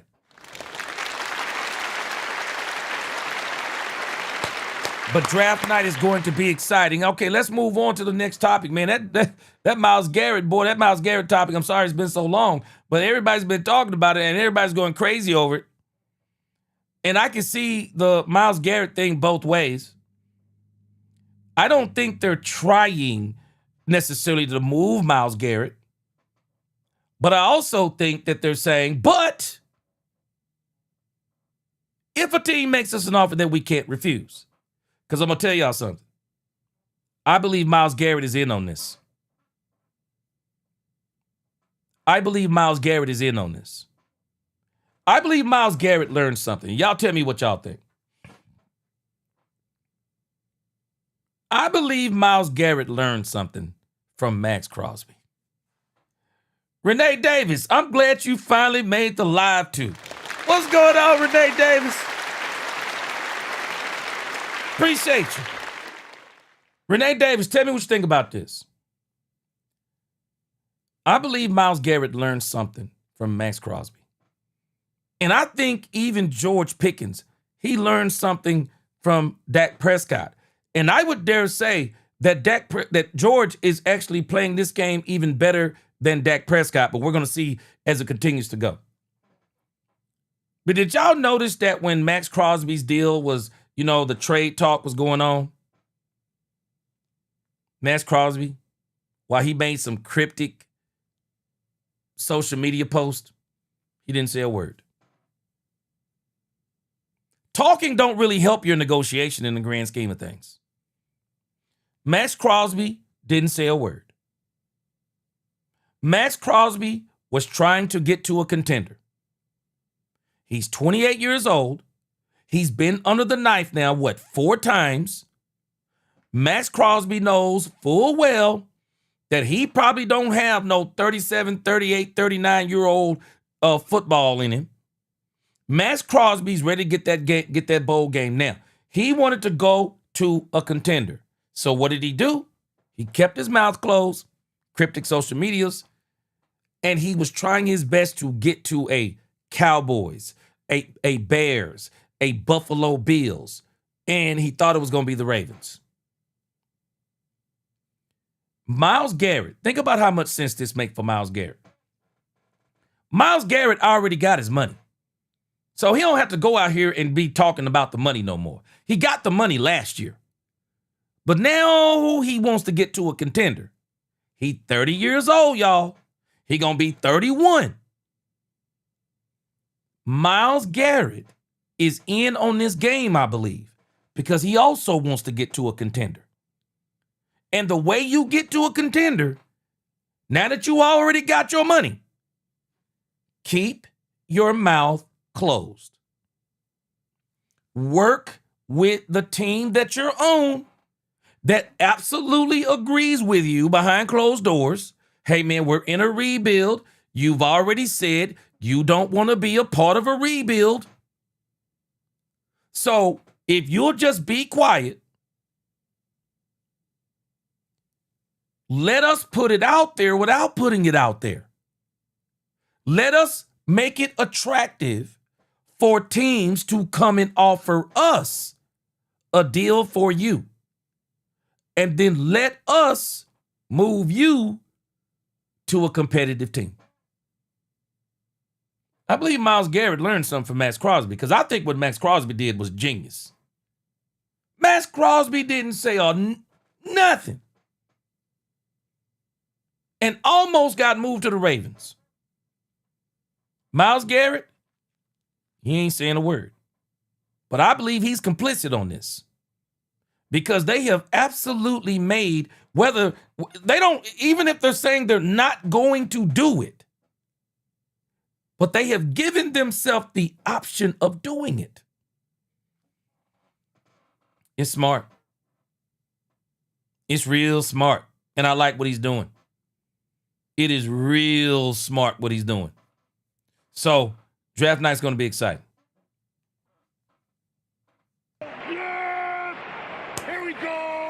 All right, y'all. Man, I'm telling you, the Myles Garrett discussion, I think we're gonna continue to have it. It's out there. It's out there now.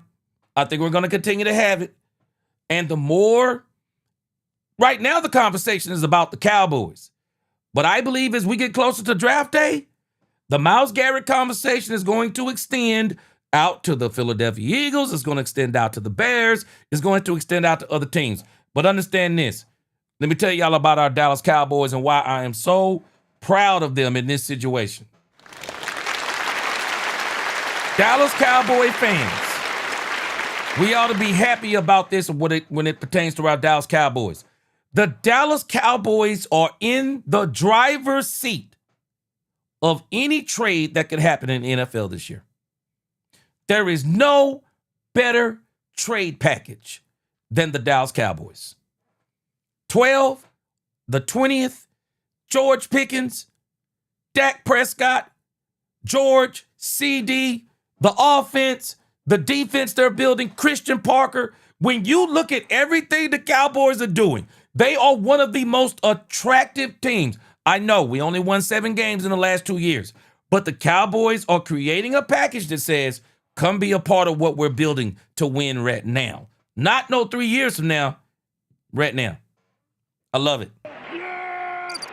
Here we go! I love it. All right, guys. Let's move over to Brian Schottenheimer.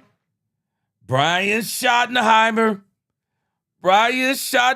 is still out here talking. Frank Lawrence, you're about to be happy with what I'm about to say. I'm telling y'all right now, y'all better get ready. I don't think the Cowboys are going to take an offensive tackle like we discussed yesterday, but I'm not pushing that out of the realm of possibility. But what I am telling y'all, what I am telling y'all, and I'm actually not telling y'all this, I believe the Dallas Cowboys are telling us this. If Jeremiah Love falls to the Cowboys at number 12, I'm telling y'all right now, they're taking Jeremiah Love. I don't think it's going to happen. I don't see how Jeremiah Love falls 11 spots to the Cowboys. But I'm telling y'all right now, if Jeremiah Love is there at number 12, I'm telling you what the Cowboys are telling us. The Cowboys are telling us they're taking Jeremiah Love. They're telling us. Brian Schottenheimer is telling us they're going to take an offensive player if they're there. Now, if they take a tackle, I can tell you right now, that is telling us that they're not sold on one Tyler Guyton. That's a message if they go out and get a tackle. Could go get a guard. That'd also be a message to Tyler Guyton or either Terrence Steele. But Terrence Steele, as bad as he is at pass blocking, he may very well turn out to be the better of the two because he's a very, very good run blocker and he's healthy for the most part. But here's Brian Schottenheimer once again. Dallas Cowboy fans, getting to know all the prospects. Obviously, these guys have done a great job, of course, talking about Will McClay and from Jerry down, Stephen and Jerry, but Will McClay, Mitch LaPointe, Ross, Chris Vaughn, they've done a great job setting the board. And now I'm kind of going through all the positions and everybody, you want to be prepared to do what we need to do on defense, but certainly we're not going to pass on a great offensive player if they're there at one of those spots. And now, keep what he said in your mind. He said if a great offensive player is there. Who would be a great offensive player?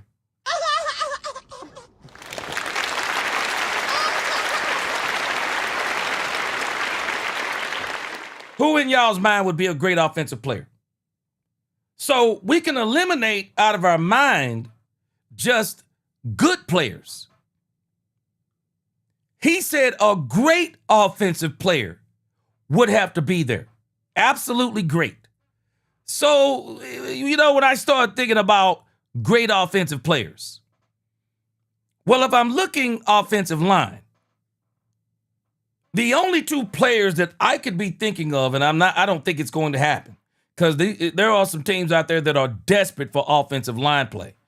Arizona Cardinals comes to my mind. It's Arizona, Cleveland Browns, teams like that. When I think about great offensive players, Francis Mauigoa, Spencer Fano. That's what I call great offensive players. They would be the two players that you could probably justify with the fan base if Francis fell to the Cowboys. I don't think anybody is arguing that the Cowboys had to pick him up. I wouldn't even rule out tight end. I think Angie mentioned King and Sadiq. I mean, the Cowboys paid Jake Ferguson, but I'm sorry, he is not dynamic enough for me. Ferguson is not dynamic enough. If I'm thinking about wide receiver, there's a wide receiver that comes to mind. It's Cornell Tate.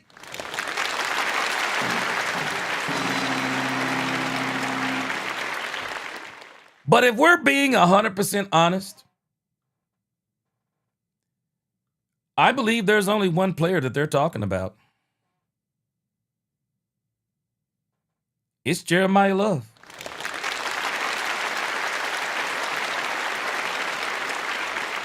I think it's Jeremiah Love. But if these guys, as I've told y'all before, if Reese, Styles, I don't think Love's going to be there. But if their name is not Reese, Love, Styles, Bain Jr., Downs, or Delane, if I were the Cowboys, I would trade back. I would trade back. I would get an extra player, and then I would consider getting one of those offensive players with whatever pick that I picked up. Let me see where this kid, Kenyon Sadiq, where are they predicting that he's going to go? Okay, so they're predicting Kenyon Sadiq is going at number 15. But I'm telling you now, I mean, I really think it's Jeremiah Love, but I can't even say it's Jeremiah Love because in the grand scheme of things, when you start talking about great players, Angie, some of y'all, you're right. Cornell Tate. I've heard people talking about Cornell Tate in the chat. He's a great player. He's not good. He's great. Kenyon Sadiq. He's not good. He's great. And even at tackle, Francis, Spencer, you're talking about great players. You're talking about the top players at their position. The top players at their positions. So in the grand scheme of things, y'all keep this in the back of your mind. They're telling us, y'all prepare yourselves because there is a chance. There is absolutely a chance that we could go offense. And once again, they could be setting us up for the okie doke and go for that offensive tackle. They could be setting us up for that offensive tackle. I'm just telling you.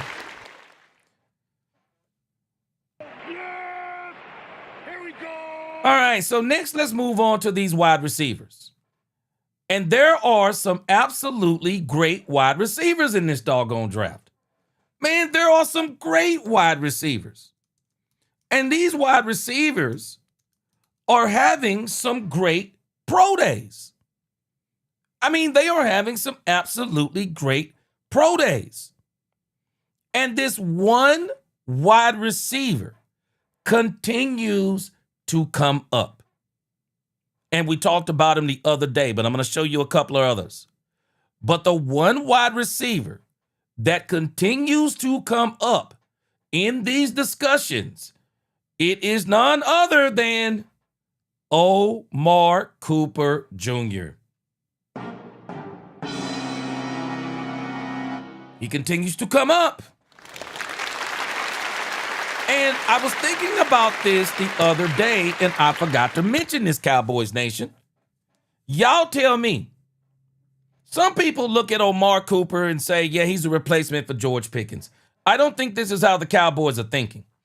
I think they're thinking a little bit differently about this. The Cowboys lost Jalen Tolbert. Jalen Tolbert, for all intents and purposes, the Cowboys didn't draft Jalen Tolbert to go to another team in free agency. The Cowboys got Jalen Tolbert, or Tolbert, as Angie calls him.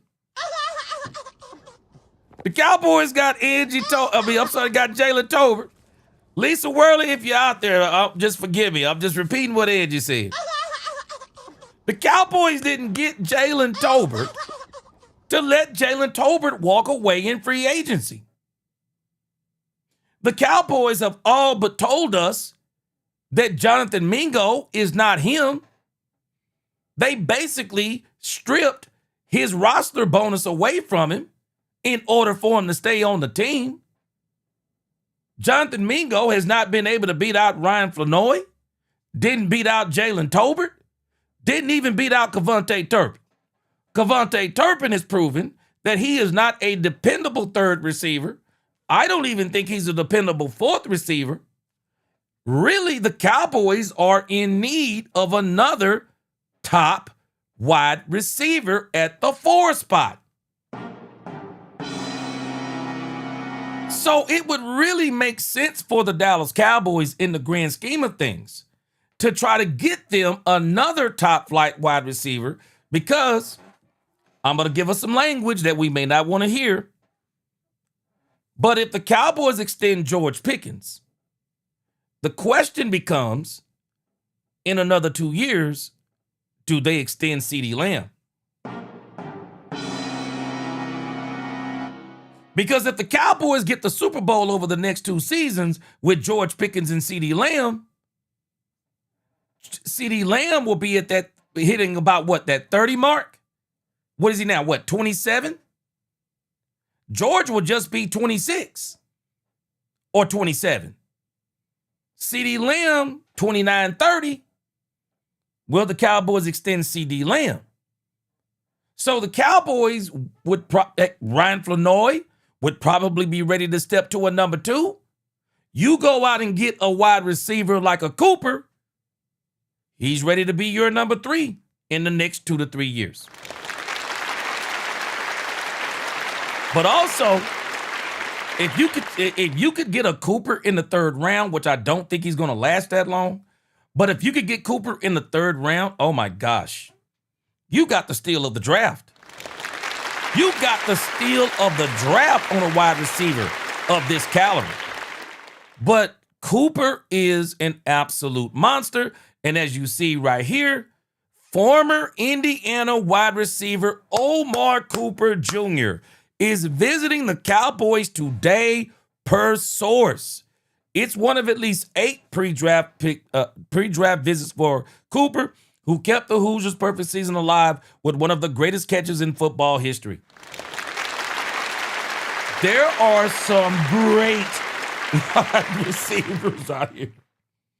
Again, David, actually, we do need a wide receiver.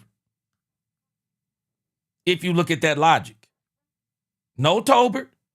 Mingo's probably not that good.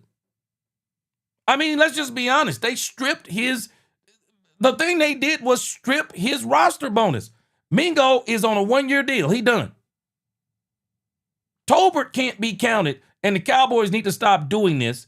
Tolbert doesn't need to be counted as one of the quote-unquote wide receivers. He's just not. I don't think Tolbert is that guy to do. I mean, not Tolbert. Kevontae Turpin. Turpin isn't good enough. He's a great gadget guy, but Turpin isn't good enough to be dependable as a all-the-time wide receiver. I think this is where the Cowboys messed up with Kevontae Turpin. Put Turpin back in his gadget role. Give him about 12 touches on offense and let him go to work. Deep crosses, fly routes, like they did against the Washington Commanders. Send him on one of them deep crosses. Let him run down the middle of the field and burn those defenses.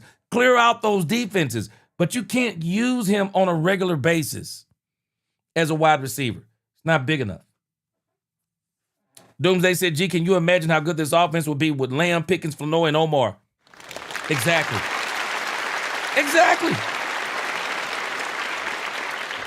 Because Omar is one of those pieces. Omar is one of those pieces that you wouldn't let him sit down on the bench. He would be a part of the plan. Cooper is playing now, y'all.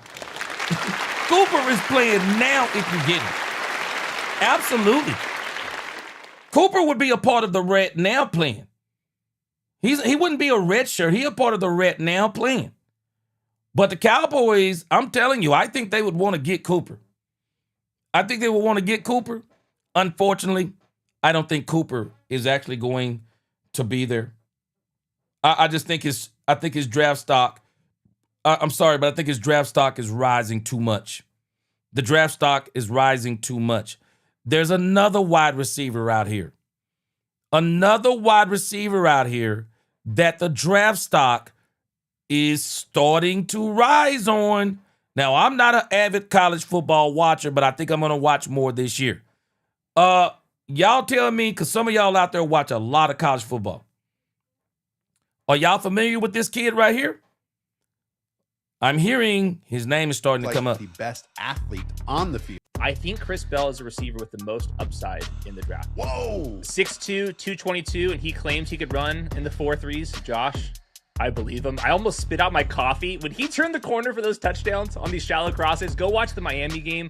If you're a true Chris Bell sicko out there, I can't tell you he's going to hit it, but I do think he has the most upside in the entire class. This is one of those players, at least in the college field, that look like the best athlete on the field, and that's always cool when that happens at the wide receiver spot. He's just built different. I hate to kind of like just simplify this, but I'm watching all these other wide receivers who I really like their route running, their craftiness. And then you look at some of the best wide receivers in the NFL, and a lot of times those guys also are the 6'2", 222 guys that can run the 4.3s. I've never done this before. I always make fun of it. This is the height, weight, speed profile that you can actually compare Deebo Samuel to. And I looked at it. It's just the yards after the catch ability for his size makes absolutely no sense. And we haven't even seen him try to really work down the football field very often, which I'm trying to figure out, is that a Chris Bell issue? Was that a Louisville issue? But I do know 83 yards per game last year is really good. And he went 9 for 136 and 2 against Miami. Nobody did that the entire season. Like, that was a Chris Bell. I'm the best player on the field with a bunch of first-round pick type of performance. 10.1 yards after the catch on his crossing routes and slants. Like, those are low target routes. 10 yards after the catch. That is outrageous. I think Chris Bell. Cowboy fans. Chris Bell. I think the Cowboys are saying something. We're not going all defense out here. They're telling us, y'all get ready. We're not going all defense out here. And I do believe what they are going to be looking at is wide receiver. Because we may not realize it. We don't have the wide receiver depth that we actually think that we have. We got a bunch of guys at wide receiver, but do we truly got those difference makers at wide receiver? I mean, you think about it. Once you get past our first line of defense at wide receiver, do we really have a great wide receiver core? We got a number of wide receivers, but do we have a great wide receiver core? Cowboy fans, bear with me. Look at this. Okay, wide receivers. George Pickens, A+.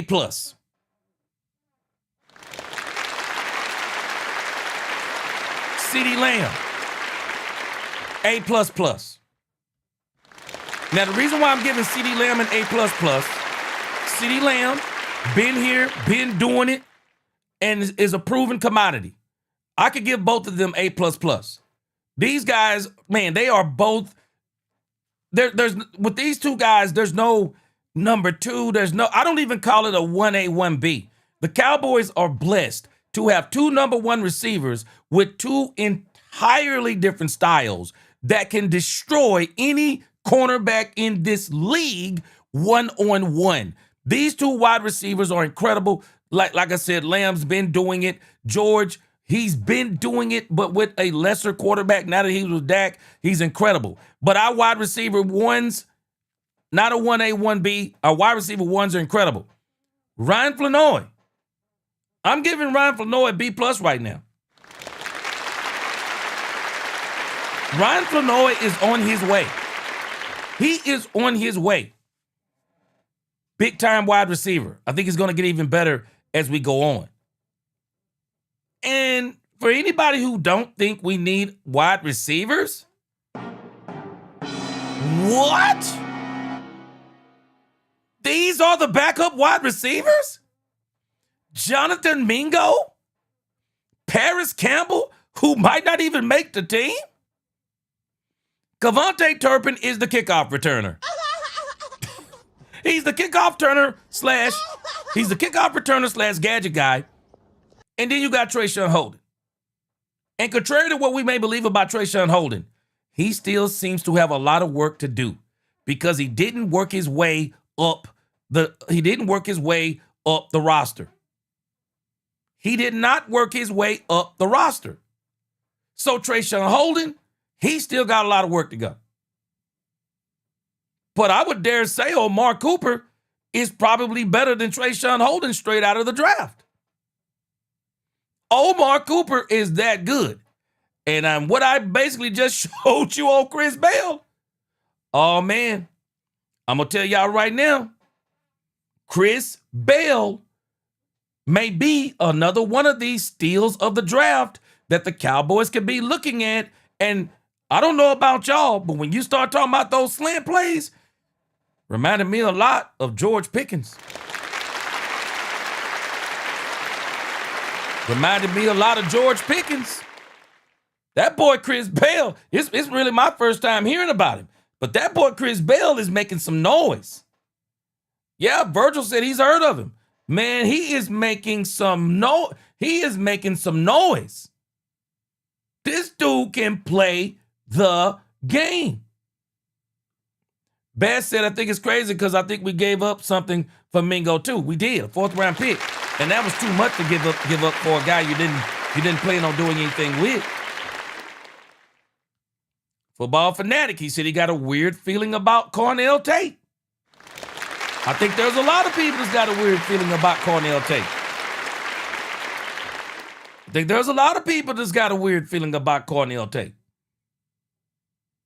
True Texan, don't you say it.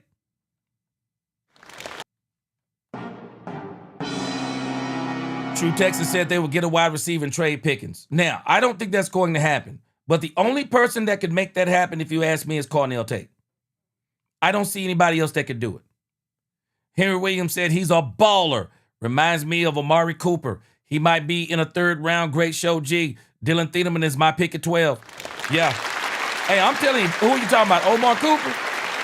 Because I think Omar Cooper, man, if the Cowboys could get him in the 3rd, not that I'm saying they should, if the Cowboys get him in the 3rd, they got a heck of a pick. Rombowski said the fact he got results against the defense like the Hurricanes is commendable. Hate these analysts to tell us about a wide receiver's production against the flipping D3 Green Valley State banana slug. Yes, sir. Shoot. Megan said, Paris Campbell, what the heck? Yes, sir. Yeah. Hey, Aggie for life. There it is. We need to think about injuries at wide receiver. Angie, you ain't lying. Overshawn better stay healthy. But I also say the Cowboys need to approach this thing like he ain't going to stay healthy. Yeah, Bazzy 9. Hey, Ryan Floyd is on his way, man. I think he's got a very high ceiling. Very high ceiling. He's on his way. He's going to be nice. Megan said Milton for wide receiver 3. What? Are you talking about Joe Milton? Man. Oh, my gosh. Boy, it's funny. Bama Boy said, G, don't sleep on Mingo. He was getting his footing before his injury. Uh-oh. Bama Boy. Your best ability is availability.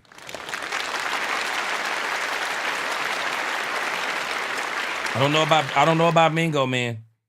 I think the Cowboys are still trying, but I don't know about Mingo. All right, I got one more wide receiver to show you. Now, this guy here, it's not like this is somebody y'all don't know. Oh, let me close some of my tabs. It's not like this is somebody y'all don't know, but this guy is already that guy.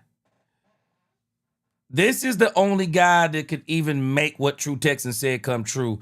But I don't think the Cowboys have a chance. At least I don't think they do. I don't think the Cowboys have a chance at Cornell Tate. Cornell Tate is the top wide receiver in this draft. Cornell Tate, man, this dude here.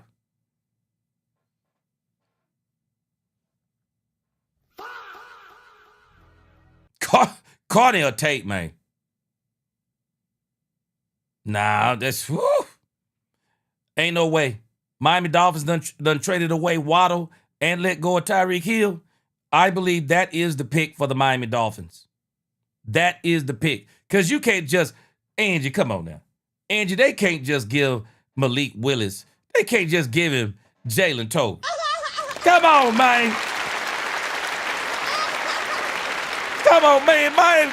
Miami can't do, man. They can't do Malik Willis like that. Just Jalen Tolbert. They can't do him like that. It'll be Cornell Tate and Jalen Tolbert. This is who they gonna do. But this guy here, he could be somebody that if he falls to the Cowboys, I wouldn't put it past him. I mean, this guy's nasty. I know a lot of y'all have seen his tape. We'll look at his tape as we get closer to the draft. Come on, Edge.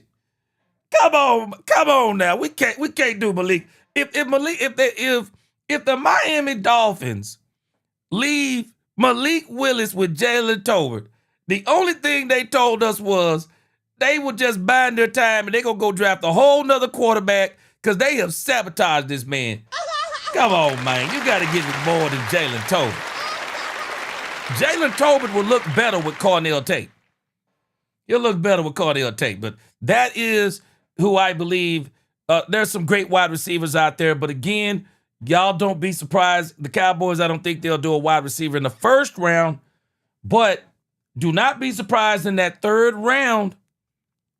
I'm telling y'all right now, Omar Cooper cannot be available for the Cowboys at that third round spot. I think they're going to have a hard time not picking him. I really do. I think they'll have a hard time not picking him. The dude is that good, and I'm sure a lot of y'all already know this. All right, let's get us a quick hit in real quick. Yes! Here we go! I don't know if y'all saw this video, but I was pleasantly pleased. Donovan Ezeraku is out there putting in work. Let me see here. Now, I don't have a lot on him. This is a quick hit. Donovan Ezeraku is putting in work, family. Yeah. Excuse me. Donovan Ezeraku putting in work. I love it. There are high expectations for Donovan Ezeraku. Very, very high expectations for Donovan Ezeraku. Donovan Ezeraku, I mean, we're not saying we need him to be Michael Parsons. But Donovan Ezeraku, I mean, he was great in the run. So he might actually have a one-up in that department because very good against stop and run. I think he's going to be a very good linebacker because I was even saying last year, Donovan Ezeraku really fits the fit. I thought he fit the 3-4 last year. He is a very good 3-4 linebacker, even though he was a defensive end in college. And hey, Angie, now calm down. Now you already got CeeDee Lamb. You already got CeeDee Lamb now. You already got CeeDee Lamb. But Donovan Ezeraku, he putting in that work, Angie. He is definitely putting in that work. I got a close up for Angie. She said he's a cutie pie.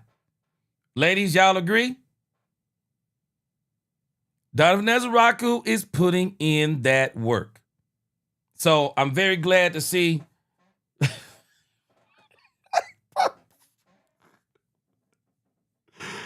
Gronkowski, boy, you crazy. Gronkowski. Gronkowski said, hold on, said, I just do Gronkowski. Gronkowski said, that looks like me every morning when I wake up. Boy, you crazy. Boy, you absolutely crazy.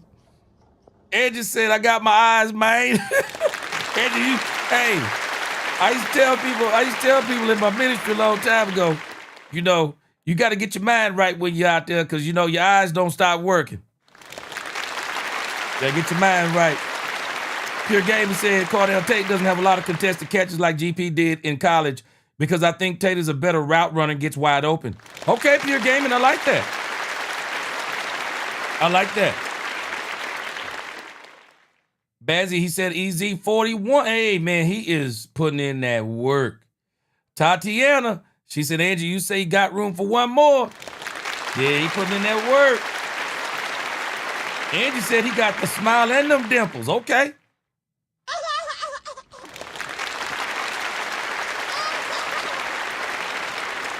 Let's go, Chief.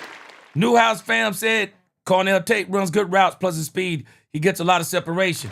Hey, Newhouse fam, a.k.a. Let's Go Chief. I think they're preparing us for anything. I really do. I think they're preparing us for anything. And I think they're telling us, guys, hey, if we go offense, don't be surprised.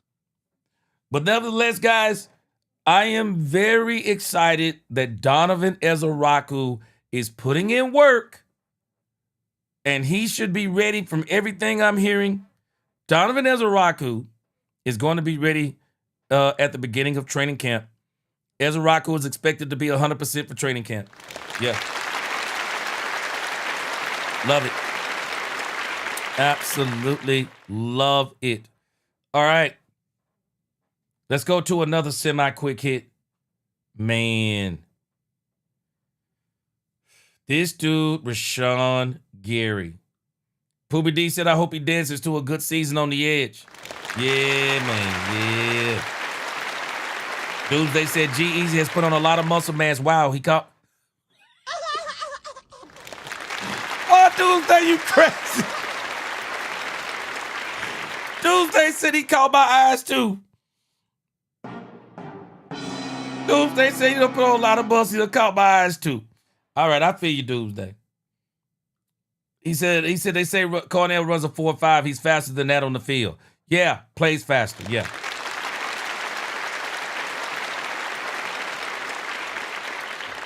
Yeah, Pride, I agree with you. CeeDee Lamb, he's a very good route runner, gets very good separation.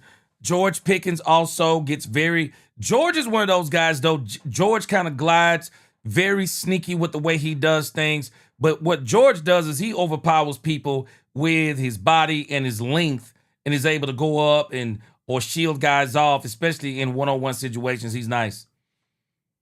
Sandy's Fan Show said, I'm with you, G. I don't think CD will get another extension. Yeah, I think that, we'll see what happens. But, again, I think the Cowboys, Omar Cooper is one of those guys where you say, okay, somebody's going to be the odd man out maybe in 3 years because Omar Cooper is going to be one of those guys, and so is Ryan Flanoy. All right, let's get another quick hit in real quick. Boy. Rashan Gary.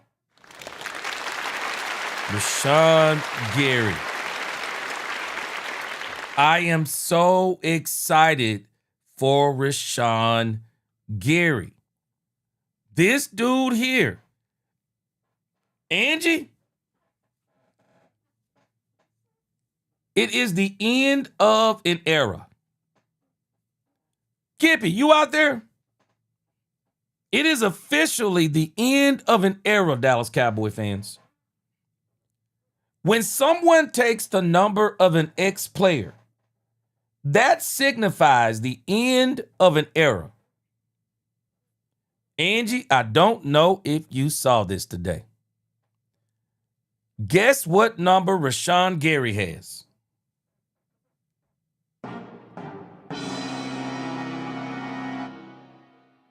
Edge rusher Rashan Gary has made it official. Rashan Gary is wearing number 7. It is the end of an era. Whenever somebody comes in and they take somebody's number, I mean, that's the final nail in the coffin to me. That it hits you then. It's like, wow, that player is really gone. That player is really gone. Tatiana, if I am not mistaken, PJ Locke is number 1.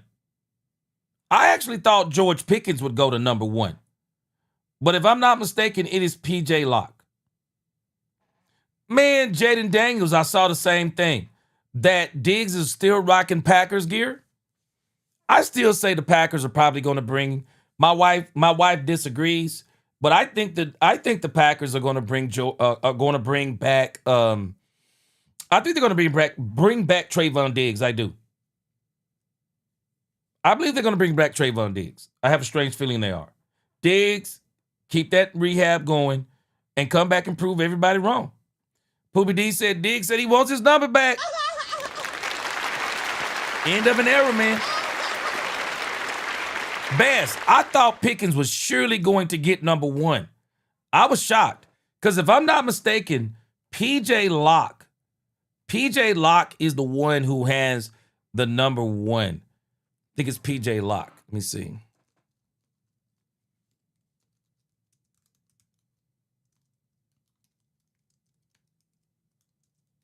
I thought I saw it the other day. PJ Locke was going to officially be wearing the number 1 for the Dallas Cowboys. Yeah, if I'm not mistaken, in case y'all didn't know, Dallas Cowboys defensive back PJ Locke is wearing the number 1 for the Cowboys that was previously assigned to Jalen Tolbert.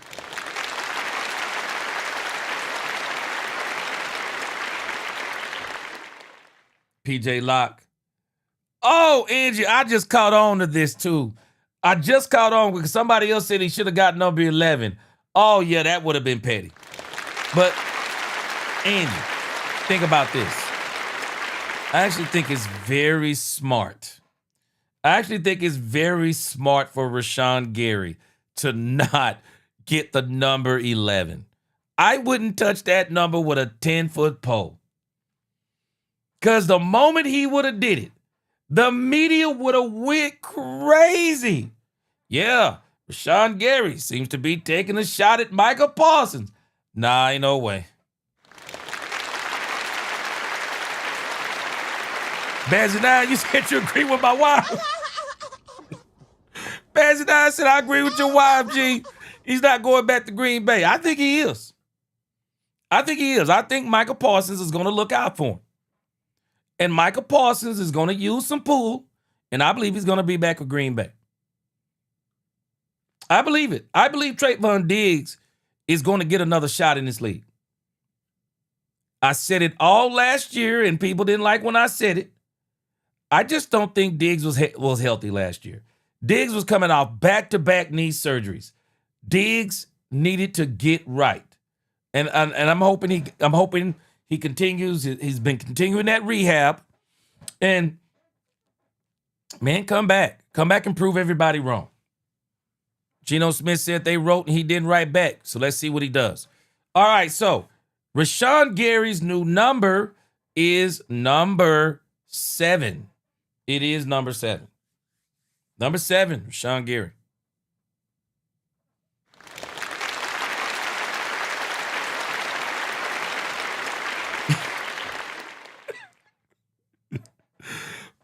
Boy, you crazy. Let's go cheap. You crazy out here. Let's see. Bell Boy said, G, I get it, but hate when big dudes wear a single number. He should have got 55. Oh, hey, Bama boy, them days over, man. Them days over. Tom Brady had me laughing, man. Tom Brady was out here talking about, Tom Brady had me laughing one year. He said these players out here wearing any kind of number they want to. He said, you don't even know how to identify players right no more playing quarterback. He said, you out there expecting number whatever so-and-so for a linebacker. They out there running around with defensive back numbers and running back numbers. So, yeah, man, them days are over. Yeah, them days are over. They might as well just get rid of whatever number, whatever player wear. We're gonna have a kicker out there wearing number 99 before it's over. What's going on, Run, Matt? Yeah, Jaden. Hey, let me tell you something, man. That whole uniform looked crispy, man. That whole uniform looked crispy. Yeah. All right. So, but that's not the most impressive thing about Rashan Gary. What is more impressive to me about Rashan Gary is what he said about the Cowboys. I just can't wait to go to work and show Cowboy Nation. Back to throw, hit and sack again, Rashan Garrett. So he said it's a privilege to play for the Cowboys. I'm pretty sure I'm gonna get copyright struck for that. Sound like that might be somebody's music. So let me go to another one here. I got another one. Man, Rashan Gary is another one of these guys. Man, he is putting in work. Push. Good. Good shit, boy. Bop. Bop. Good right there. Bop. Good right there.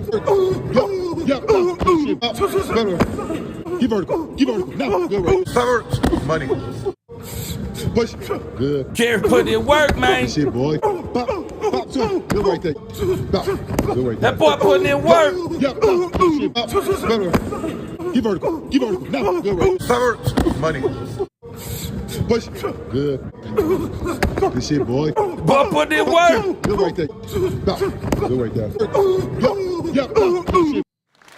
Yeah, that boy putting in work, man. That boy putting in some work. And I love the fact that he said it was a privilege to play for the Cowboys. All right, let's look at the rest of this tape, too.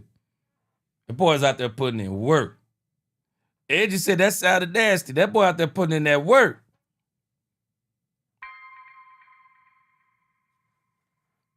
Yeah, Rashan Gary putting in work, y'all.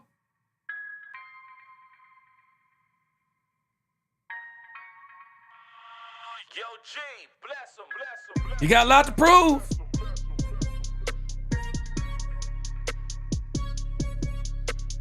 The boy putting in work.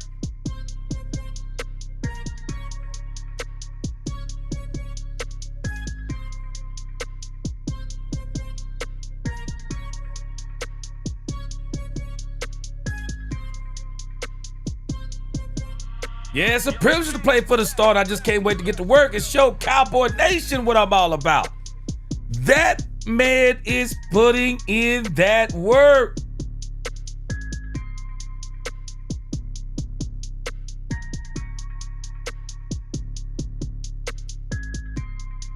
Can y'all imagine what this man is going to be able to do with Quinnen Williams, Kenny Clark? And who knows what they're going to get in the draft. And then if they go out there and make this trade, get somebody like a Jordan Brooks. Man, even Bobby Wagner, this guy's going to eat with. Him, Easy, man, Amarion Overshown. Man, it's going to be, this defense is going to be much improved. Much improved.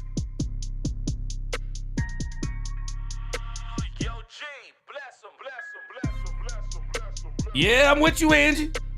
Prove me wrong. Make me a believer. Yeah.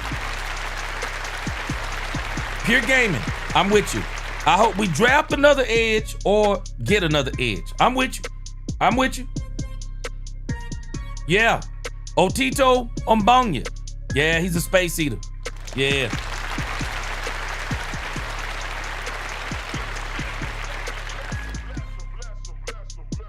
Yeah, he nice. Angie, I'm with you. Now you got to prove us wrong. Or prove you wrong. But he's got to prove to us he can do it on the field. Man, let me tell you something. Let me show you. I don't know if y'all seen this. Boy, these jokers in Green Bay clowned Rashan Gary. They absolutely clowned this man. Boy, I saw something today that had me laughing so hard. I said, boy, these people are brutal.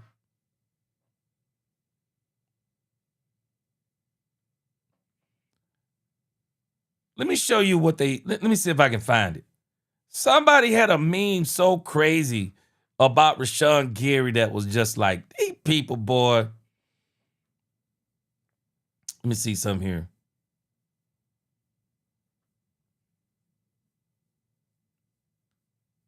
Let me see if I can pull this meme up and see.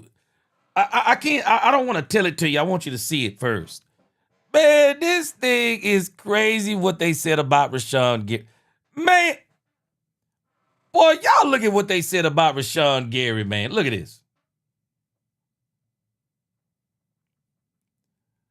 Boy, the internet crazy, man. Look at what they said about Rashan Gary. Rashan Gary last 7 weeks, they called him 007. 0 sacks, 0 tackles for loss in 7 games. Come on, man. Boy, these people crazy, man. But you can tell a lot of these people, they were hurt. But I do think some of what happened with Rashan Gary, when Michael Parsons, and they started suffering some injuries on defense, Rashan Gary couldn't make some of the plays. I mean, it's understandable.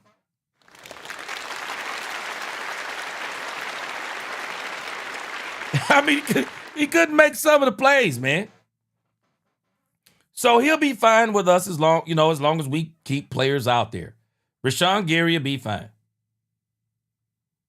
Shoot, man, Poobie D. Hey, he was wearing them Morris Day, man. He's wearing them Stacey Adams out in that joint. Boy, you remember them Stacey Adams, Poobie D? He's wearing them Stacey Adams out there. Man, they had me rolling when they called that man 007, bro. I said, these people crazy, man. How they gonna call this man 007? But I'm glad he with the Cowboys. I think the Cowboys got a very good deal. Got a very, very good deal on him. Another quick hit real quick. Yes! Here we go! Let's go to Mansour Delane.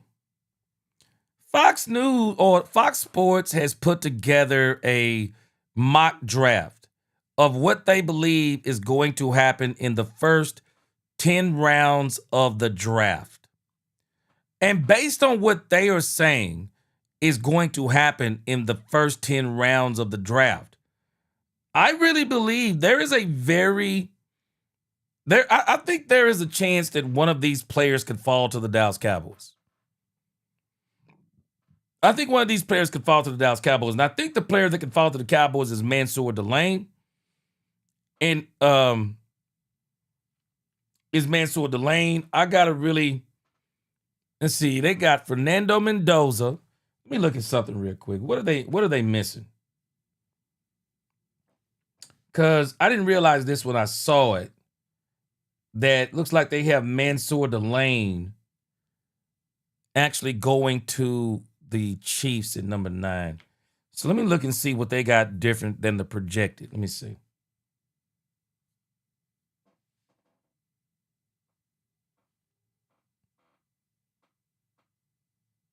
But it's obviously they have something listed different.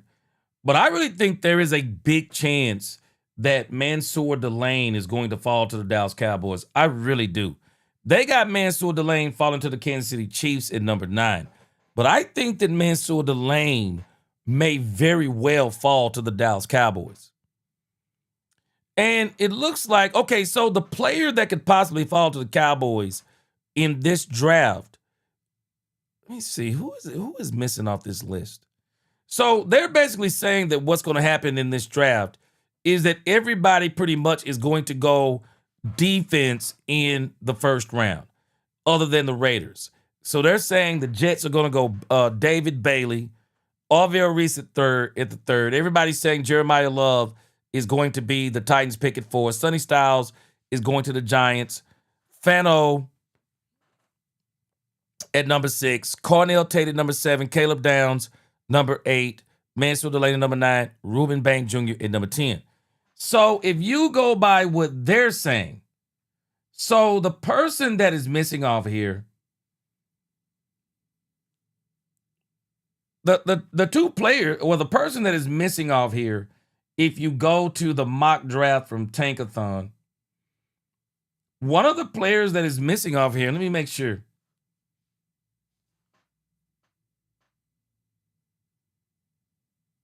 So one of the players that is missing off of here without knowing who's at number 11, but they're actually saying that Francis Mauigoa, they're predicting that he's going to not be in the top 10.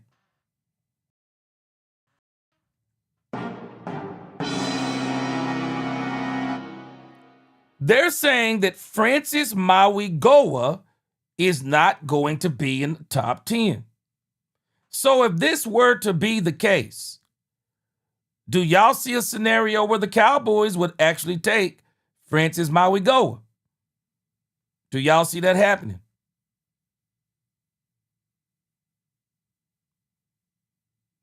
They're basically saying that he's not going to be taken.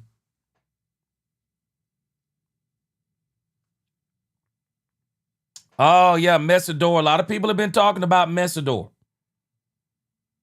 Yeah, if he's at 20, the Cowboys could take him.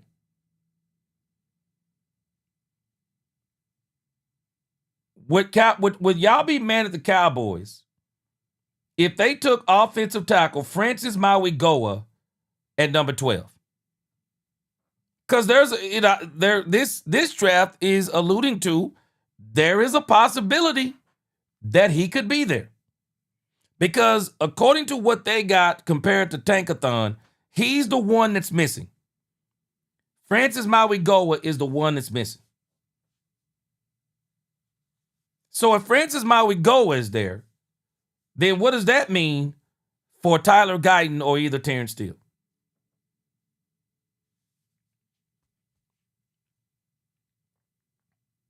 Bass said he would be heated.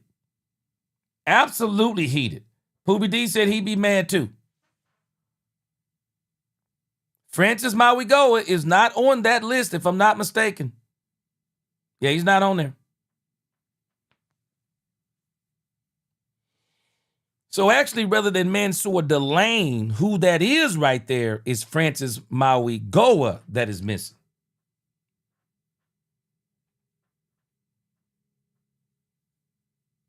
And that also makes you wonder if the Miami Dolphins would take Francis Mauigoa. Pure Gaming said no. He said he is tired of first-round offensive linemen. Yeah, I'm with you, Prod.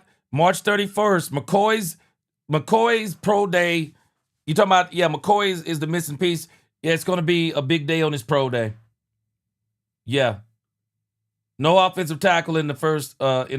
Yeah, defense. I'm with you. I think both of those picks should be defense. I don't even think the Cowboys should be thinking offense in the first round unless Jeremiah Love falls there. I probably would even bypass Cornell Tate from the Cowboys. I'd bypass Cornell Tate. If I were the Cowboys and Cornell Tate was at 12, I would find the team that wants Cornell Tate. If they were somewhere at 15, I would find the team that wants Cornell Tate, and I would trade them my number 12, let them get Cornell Tate. I would go backwards and get either Thieneman or one of these other players on defense. But I don't think I would take I wouldn't take Cornell Tate. Francis Mauigoa. I'd also see if there was a team that would be fishing for Francis Mauigoa. That would be another way for me to get another second round pick. I'd trade back, get a second round pick, and I would still get, if I wanted, Dylan Thieneman or one of these other players that y'all and we've been talking about. But I'm probably passing on Cornell Tate, and I'm passing on Francis Mauigoa. I'm passing. So I do think the Cowboys are going to have an opportunity. Yeah, on this one, buddy, if you look at what Fox is showing Francis Mauigoa is not even top 10.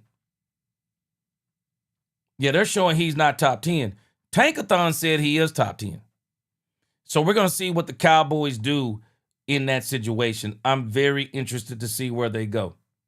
But I still say, if it's up to me, if I'm the Cowboys, I'm going defense, defense, and more defense. Okay, let's get to another topic here real quick. Yes! Here we go! And that topic is Ty Simpson. Let me tell Cowboy fans something. Please let Dan Orlowski talk Ty Simpson into the top 10. Please let Dan Orlowski do it. Ty Simpson is starting to be a major conversation. And the reason why Ty Simpson has become a major conversation, and you may ask, well, why am I bringing up Ty Simpson as it applies to the Dallas Cowboys? Because Ty Simpson could be very pivotal in helping one of these players fall to the Dallas Cowboys.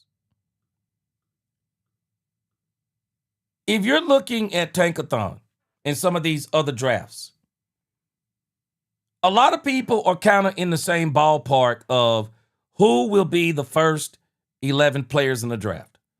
Got a lot of people, they're kind of settling in on this. The top 11 players in the draft is pretty much these names. It just depends on the order that you're following. Where right now, Francis Mauigoa is going to be the third pick for the Arizona Cardinals. Orville Reese is projected to be the second or be the first round pick for the New York Jets. But we need Ty Simpson.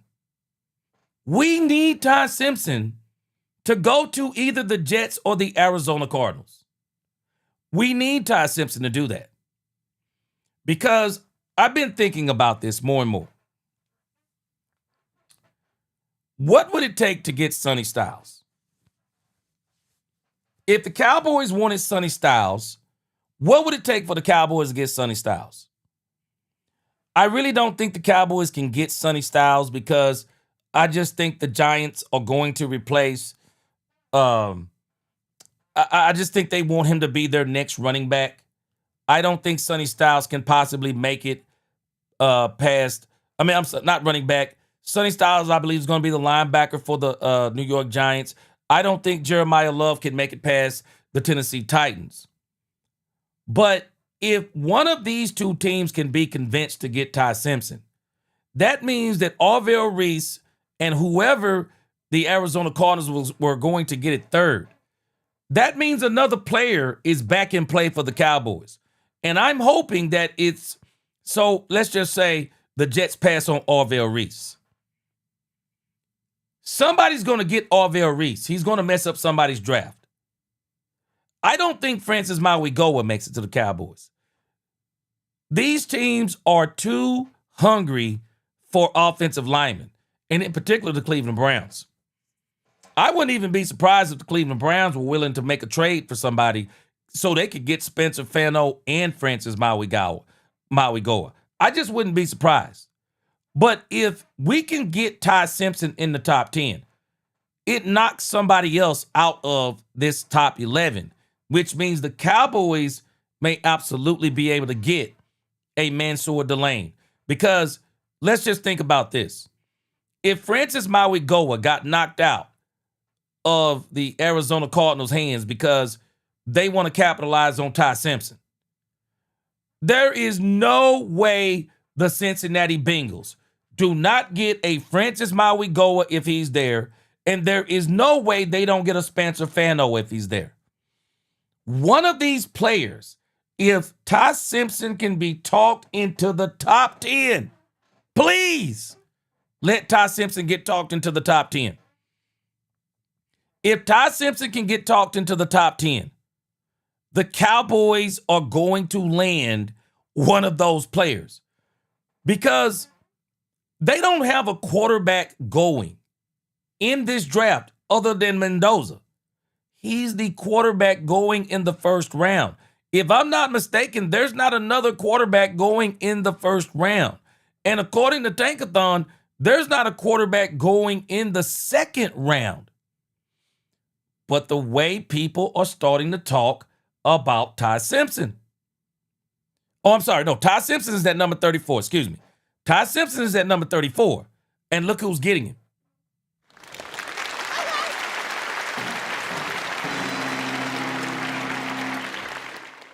So what we got to find a way to do is to talk the Arizona Cardinals into Ty Simpson, not at 34. The Arizona Cardinals needs to be talked into Ty Simpson at the number 3 spot.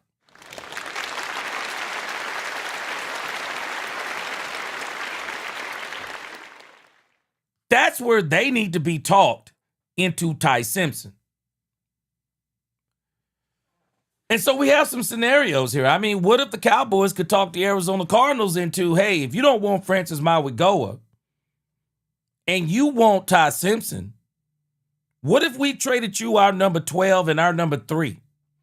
What if we would have traded you our number 12 and number 3? And we could get to that number 3 spot. You could take our number 12 and you could take Ty Simpson at number 12 rather than number 3. I mean, because really, think about it. If the Arizona Cardinals truly want Ty Simpson, what if the New York Jets consider Ty Simpson to be the quarterback they want? Well, if we can get the Jets or the Arizona Cardinals to want Ty Simpson, why couldn't the Cowboys say, hey, Jets, hear us out for a moment. Hear us out for a moment, Jets in Arizona. There is no other team between us and you that wants Ty Simpson. Or, hey, Jets, hear us out. Arizona wants Ty Simpson. Y'all want Ty Simpson. Excuse me, not that scenario. The scenario that we got to get is to convince one of these two teams that they can get Ty Simpson further back. That's what we got to convince them of. You can get Ty Simpson further back. Let us trade into the number 2 spot, New York. Let us trade into the number 3 spot, Arizona. Nobody in between us wants Ty Simpson. Let us trade up there. You take our 12, take Ty Simpson. Let us get your 2. We'll give you our 12 and we'll give you our 3rd round pick.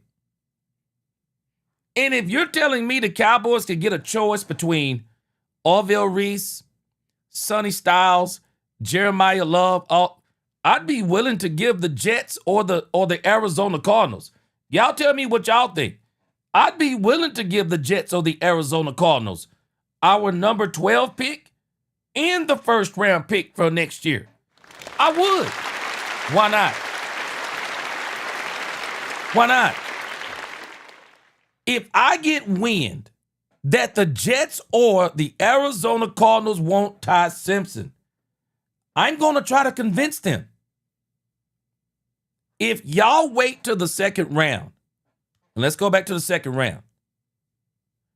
If y'all want Ty Smith, or Ty Simpson, I'm sorry. If y'all want Ty Simpson, y'all can get him on the 1st day. Let us get that pick. You can get an extra 1st round pick. Let us go up there and get it. This is what I'm doing. But the issue is you've got to convince these two teams that they want Ty Simpson that early. You got to convince them that they want him. Because let's say if the Jets would have passed on pass on Ty Smith and they go ahead and get Orville Reese. Well, now I got to convince Arizona. Arizona, take our 12. Because if you wait till the 2nd round to get Ty Simpson, the New York Jets are coming up again at number 33. They're going to get Ty Simpson. Arizona, let us get your 3. And you get Ty Simpson. You get your quarterback at number 12. You get Ty Simpson. And in the process, we get who we want to. If I'm the Cowboys, I would be willing to do that to get Sonny Styles. I'm not sure on Ruben Bain Jr. Y'all tell me what y'all think. But if I'm the Cowboys, the player that's worth moving up for me is Sonny Styles. I'm not sure I'm going to move up to get a running back since I already got Javonte Williams. Now, if Jeremiah Lowell fell to me, I'm taking him. But I would move up to get Sonny Styles. Y'all tell me what y'all think. And the reason why I'm saying all of this is that the conversation around Ty Simpson is starting to get a little bit, it's starting to heat up a little bit. People are talking about Ty Simpson. And so there was actually a conversation a couple of days ago that we got Dan Orlowski out here. Dan Orlowski is actually saying that Ty Simpson is better than Mendoza. And that has a lot of people laughing.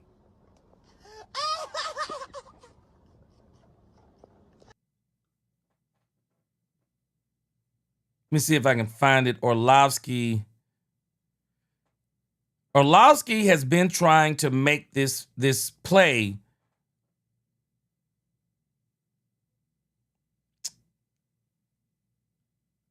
Let me pull up the play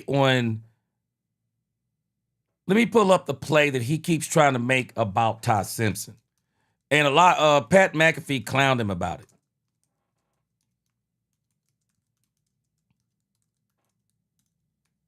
Thought I had that clip saved. But Pat McAfee is out here clowning Dan Orlowski because Dan Orlowski is out here saying that Ty Simpson is better than Mendoza. They're saying he's better than Mendoza. Unfortunately, there's nobody out here hardly agreeing about him. Just screams. What biggest games, Pat? Huh? Now, the issue is, though, I don't think Orlowski has to convince anybody that Ty Simpson is better than Mendoza. I just think Orlowski needs to convince people that Ty Simpson is worth taking in the first round.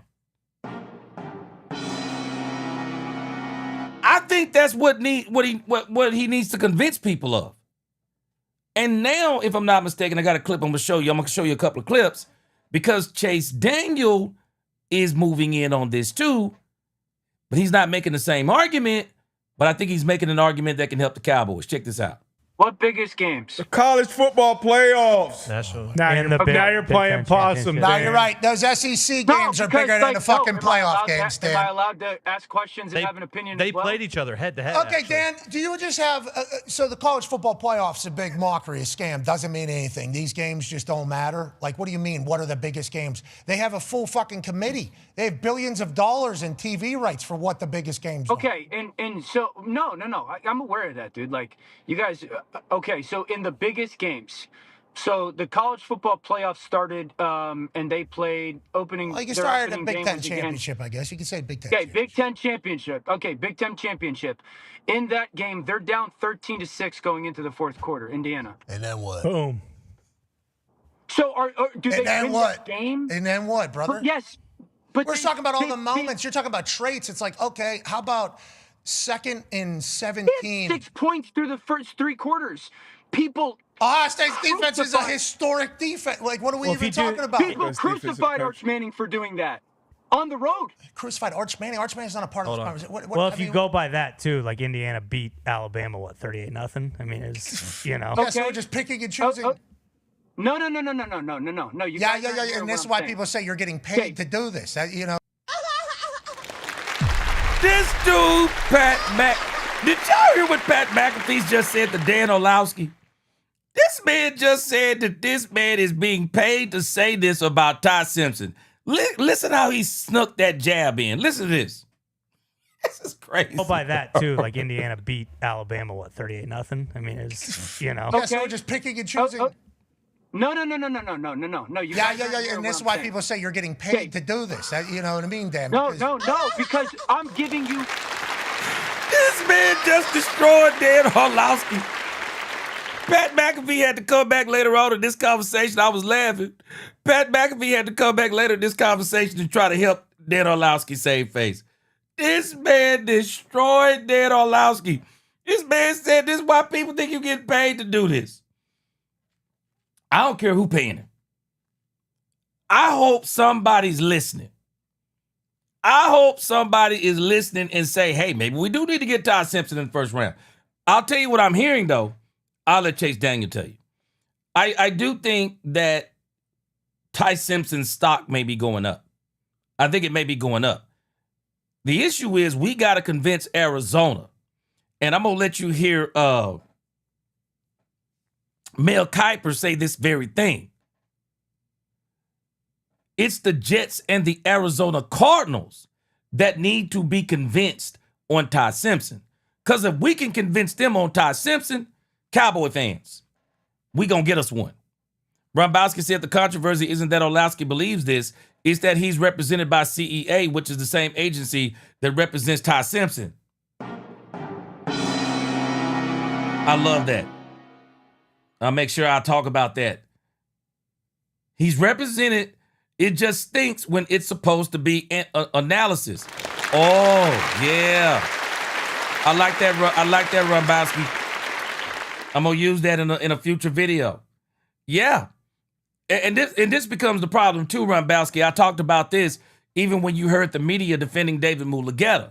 Well, a lot of these people are actually represented by some of these same agents. And so they're never going to talk down their agents because their agents do their deals too. All right. So Pat McAfee is clowning on this. Factual information, not opinion. They had 6 points through the first 3 quarters in the Big Ten title game. Against Ohio State, look up who their defense is. Look up what that defense is. That's like one of the greatest defenses in the history of football. And then what did he do? Defense. Then what did he do, Dan? The biggest moment. And what did he do, Dan? The biggest court charge. He threw I think he threw the post to start the second Boy, half. he getting slaughtered in this argument, great man. recognition. And a huge moment after getting beat, so mental toughness is there, and then obviously being able to take a shot. He cracked his rib on the first play. I mean, there's just slaughtered. Like, because then you're going to hold injuries on the other side. It's like, well, how about first play? Dan had to put his head Big down. Ten championship guy gets this, and then takes 2 plays off.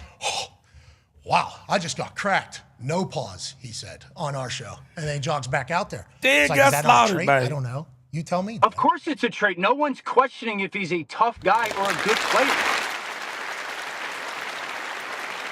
Now, again, Cowboy fans, we got a dog in this fight. We need Ty Simpson to be sold as a first-round quarterback to the Arizona Cardinals and the Jets. In particular, I say more so, well, if we could get the Jets to believe he's their next quarterback, that would be great for us. Because somebody's falling to us.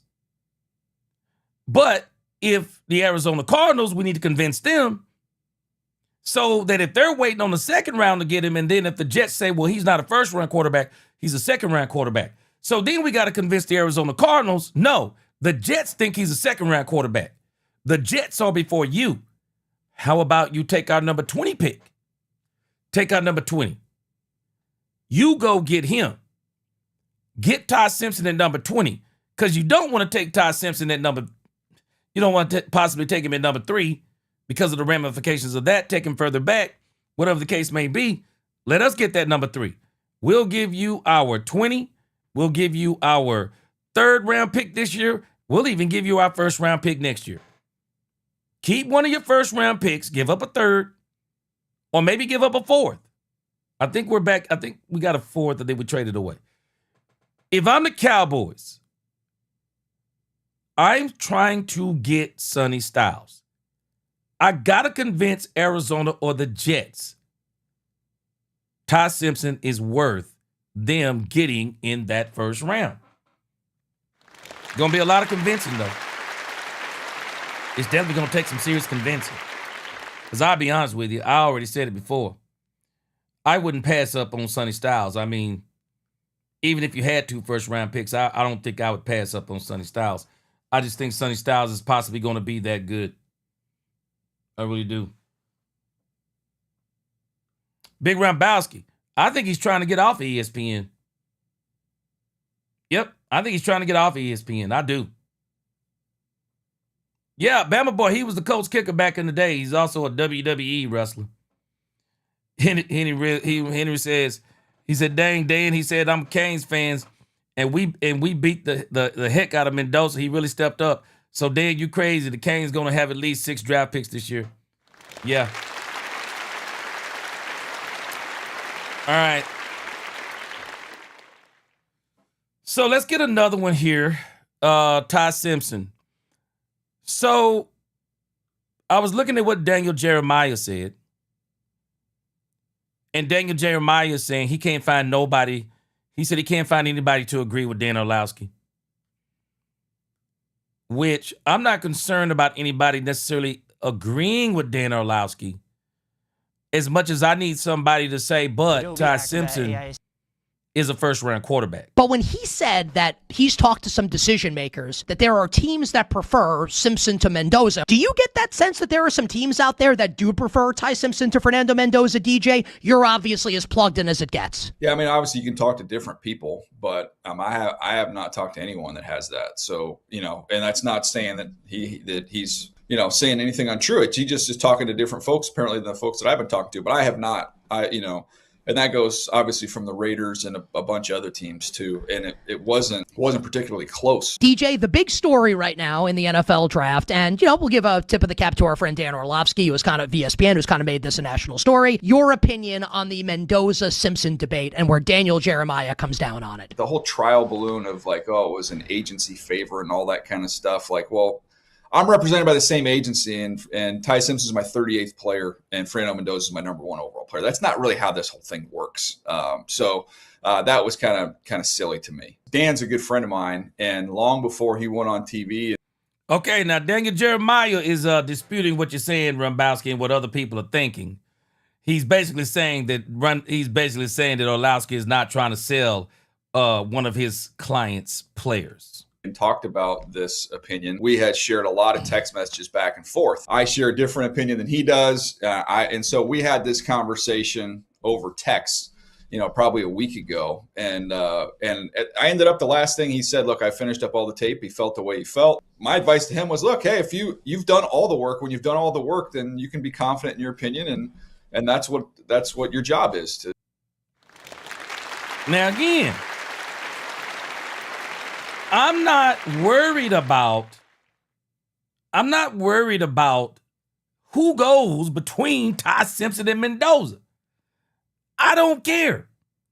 What I care about is, can we get Arizona and the Jets to care enough about Ty Simpson that one of them is willing to take Ty Simpson in the first round?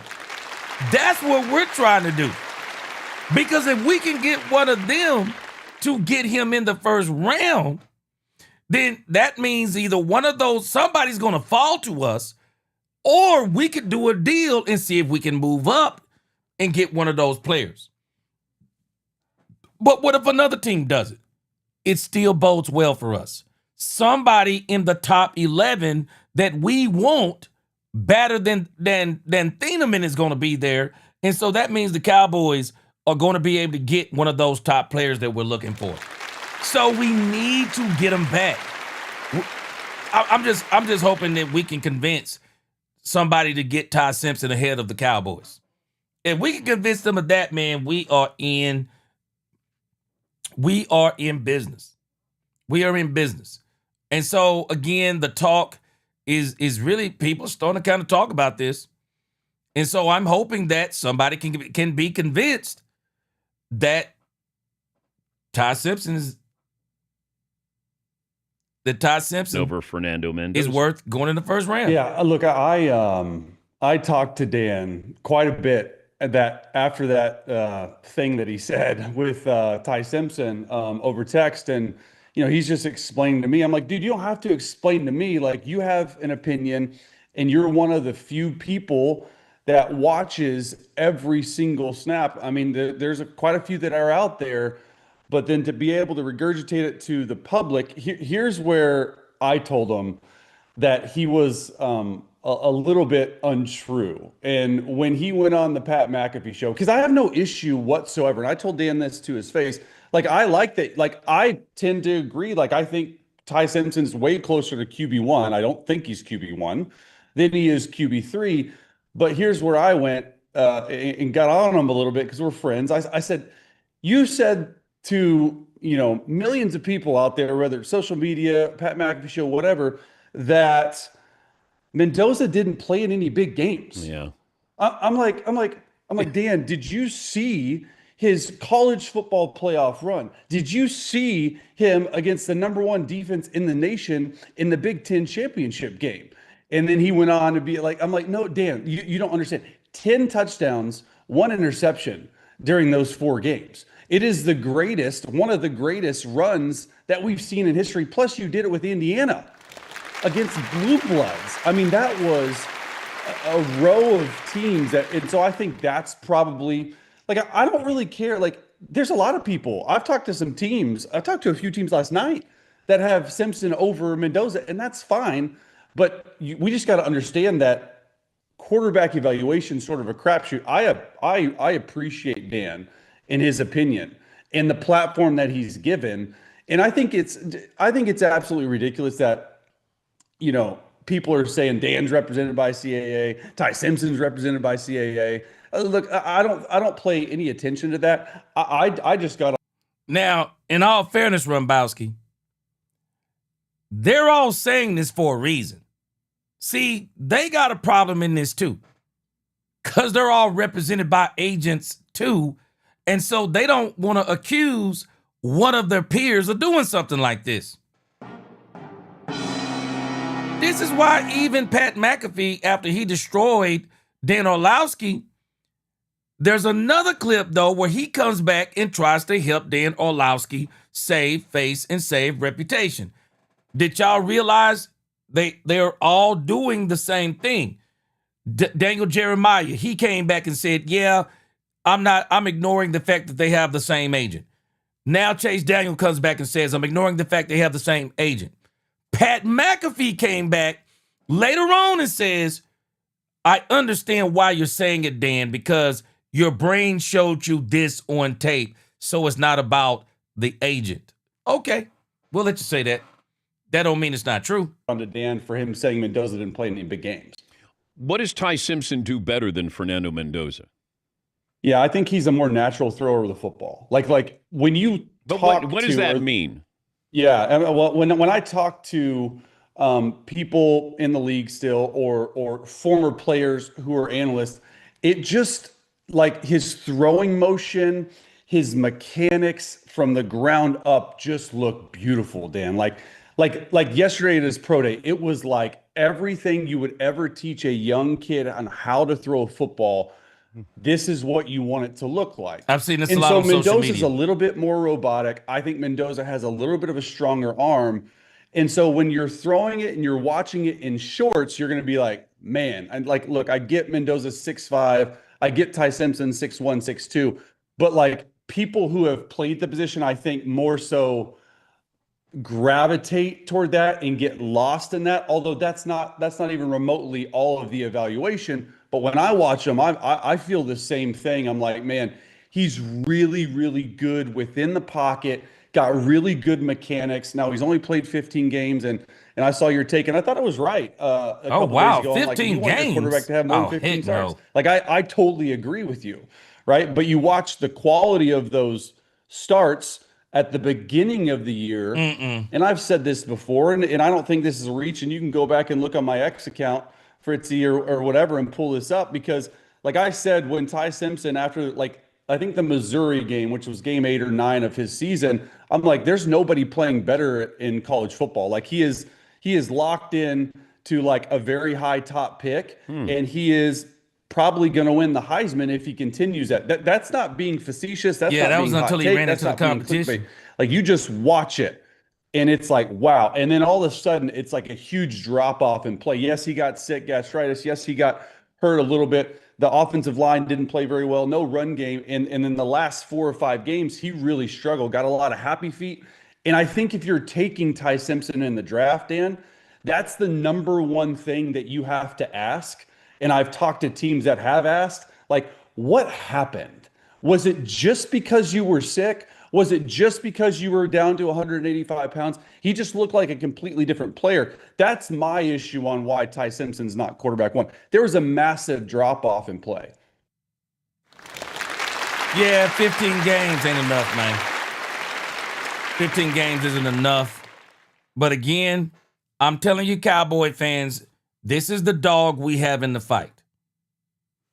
We need somebody to convince Arizona and the Jets.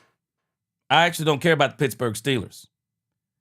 We need somebody to be convinced that this player is actually worth a first-round pick. We need this because if we can get this done, then this guy is going to go to the Arizona Cardinals or he's going to the Jets in the first round. And so either somebody's going to fall to us or we could possibly convince, hey, man, can we trade up? You don't want to get Ty Simpson that high. Let us come up and let us do whatever and let us get that, and you can get some more picks in the process. Because if they're not going to get Sonny Styles, what difference does it make to them? What difference does it make? So if I'm the Cowboys, if I'm the Cowboys, this is what I'm hoping for. Because even Mel Kiper, this is what Mel Kiper have said. to figure out Ty. This guy in this video tried to take a shot at Shedeur Sanders, and Mel Kiper destroyed him. Check this out. The Jets have to be figuring out Ty Simpson. The Steelers have to figure out Ty Simpson. And now certainly Arizona does. They're going to try to trade back in and get him. Yeah, the Browns, by the way, need to figure out Ty Simpson as well. The Browns don't have to worry about Ty Simpson. They got a better quarterback than Ty Simpson than Shedeur Sanders. Don't go there. The Jets have to be figuring out. Boy, Mel Kiper destroyed him, boy. Mel Kiper destroyed him. I agree. Come on, man. Ty Simpson ain't better than Shedeur Sanders. Stop this madness. Stop it. Yeah, Per Game said, if you get drafted to a terrible organization, you can't blame a quarterback for not being good in the NFL. Happens all the time, Per Game. Patrick Mahomes is him and Lamar Jackson are both blessed. Lamar Jackson his pride wanted him to go be the first quarterback. One of the best things that happened to him was going to the Baltimore Ravens. Same thing with Patrick Mahomes. He didn't go to a sorry team. Patrick Mahomes went to a great team. The Baltimore Ravens were a pretty good team. Why would you want to be the first round pick going to a trash team? Cam Ward probably, he might not even pan out because of the Tennessee Titans. Rennie says Steelers is the key factor to this, G. It's the only reason they would do the trade. Man, I'm telling you. Yeah, you're right. You know what? I didn't even think about that. Even if Pittsburgh wants Ty Simpson, it's another good point. We gotta convince them that these three teams, we got to convince all three of them Ty Simpson is worth taking in the first round. Because the issue is, Rennie, and I'm going to use that Pittsburgh thing later on, and the reason being is you can trade up or somebody's going to fall to you. Yeah. All right. Last topic of the day. Rennie, last topic of the day. Another quick hit. So Rumbowski brought this up the other day. And now this has come to this. I don't know. Man, the NFL got to stop tripping, man. You don't put a multi-billion-dollar business in the hands of amateur referees. And the NFL, I don't really know. Maybe I need to do a little bit more research on this thing with the NFL and these refs. But it looks like this situation with these NFL refs is starting to get bad. I believe in real time. I don't know if y'all saw this, but this is starting to get bad with these refs. Check this out. The NFL has released a counter statement to the NFLRA. This is happening, I believe, in real time. We continue to focus on investing in accountability and performance in our officiating. Scott and his team haven't changed their approach in almost 2 years, continuing to demand raises at almost double the rates of the increases realized by the players over the course of this CBA, and in addition, millions of dollars in marketing fees that rank-and-file union members never see. We are ready to continue negotiations to reach a fair and reasonable agreement, but in the meantime, while the union refuses to engage in a meaningful way, we will continue to prepare for the expiration of the current agreement because we will be playing football in August. Bash, you know the funny part is, this is another reason why that Ty Simpson, they need to convince them about this thing with Ty Simpson.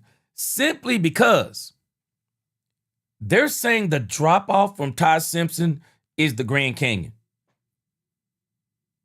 The Grand Canyon.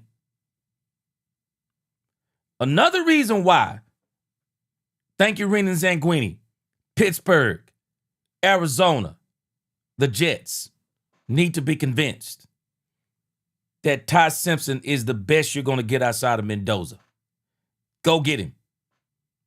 Convince those three that one of them is going to miss out on him if they don't get him, because this quarterback class is that bad. And you don't want Kirk Cousins or anything else left out there. Doomsday. Yeah, I'm live streaming on the first round of the draft. I'm going to have a party. No doubt about it. Now, again, as it pertains to this referee situation, the NFL is sending a strong message to these NFL referees. They're basically telling them, we're not dealing with your nonsense. We're playing football in August, with or without y'all. We will get us some referees to call games. And I'm gonna tell you something, man. These NFL referees better be real careful. Y'all tell me if y'all agree or disagree. How many games have the referees messed up over these last few seasons? How many games? Dez Bryant, the catch, was one of them that comes to my mind. How many games have they screwed teams out of? The Rams and the New Orleans Saints that year. How many calls does it seem like they blatantly miss? The NFL is actually a sport that if it wanted to, the NFL could probably use more of the electronic stuff, and it would be way faster than what they're doing with the referees. The USFL or UFL or whatever it is, I mean, they're doing all kinds of advanced things. Trackers in the football, so you don't have to go out there and measure if it's a first down or not. Don't have to worry about the ball being moved. I mean, there are so many different things. Man, these NFL referees better be careful. The NFL could easily acclimate more electronic stuff to speed up the game and literally phase them out in a sense. Because they are out there trying, I mean, double. It says they're trying to increase their salary, double the rate, continuing to demand raises at almost double the rates of the increases realized by the players over the course of the CBA. I mean, they need to be careful because they really think they have this game, have the football, have these guys hostage. Man, you can't hold the NFL hostage. Referees can't. If anything, they're holding the NFL hostage with bad calls. I just wonder, man, they better be real careful in what they're doing. They are playing with fire in this situation. A lot of public posturing going on. Yep. Good luck to all parties. Good luck. We need refs. Yeah, big time. Yeah. We need good refs. Okay? So let's figure this out. Because those high school refs from before almost ruined the game. They almost ruined the game, Schefter. And I don't know what your tweets were from around that time. I'd like to go back and see if you're putting enough heat on these replacement refs for ruining the game. Now, on that note, once that Fail Mary happens, the Refs Association goes to the NFL. No post-game pressers. This is not full-time. No ability to fire us. We ref for as long as we want. Do you want? You tell me. Up to you. And they got him. They did. Nobody's ever got the NFL like that before. Well, I'll tell you what, if I was the NFL,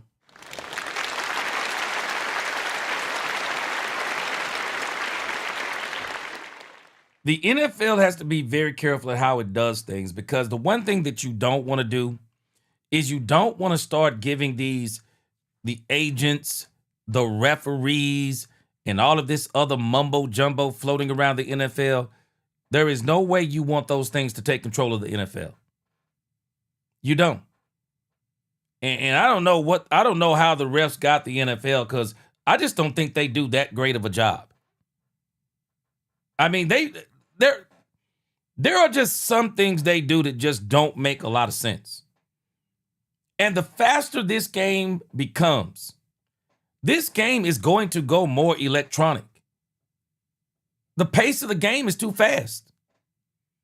Some of the things that are happening on the field are too fast for the human eye. And especially the way they're calling catches, calling fumbles. Man, that stuff is electronic now. And in some of the cases, I mean, these guys are really, I mean, the NFL has, you think about some of these calls these guys make, and they show us on replays that these calls are absolutely wrong, and they don't reverse them. I think some of these calls are going to start going more and more upstairs anyway. So these refs better be careful in what they're doing. They better be careful in what they're doing. All right, Cowboys fans, I appreciate y'all rocking with me, man. Great show today. Great show, great participation. Man, I tell you, I'm excited about this thing with the Cowboys. We're going to see Cowboys got so many options. It is going to be an exciting first day of the draft. And I'm here for it. I'm going to throw a party that day, boy.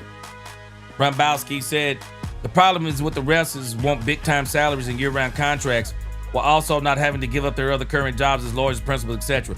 There it is. Exactly, Big Gronkowski. Exactly. That is exactly what they're trying to do. And if I'm the NFL, I'm not doing it. I'm not doing it. There's no way I'm doing it. You let these guys do this, and they'll be running this league before it's all said and done. There's no way I'm doing it. All right, man, I appreciate y'all rocking with me. Lord willing, we'll be back tomorrow again. It'll be Friday. More Cowboys to talk about. Man, you never know what's coming up with the Cowboys. But anytime the Cowboys is mentioned in the same sentence with anybody or anything, it is big news. We're going to investigate it, and we're going to talk about it on Let's Talk Cowboys.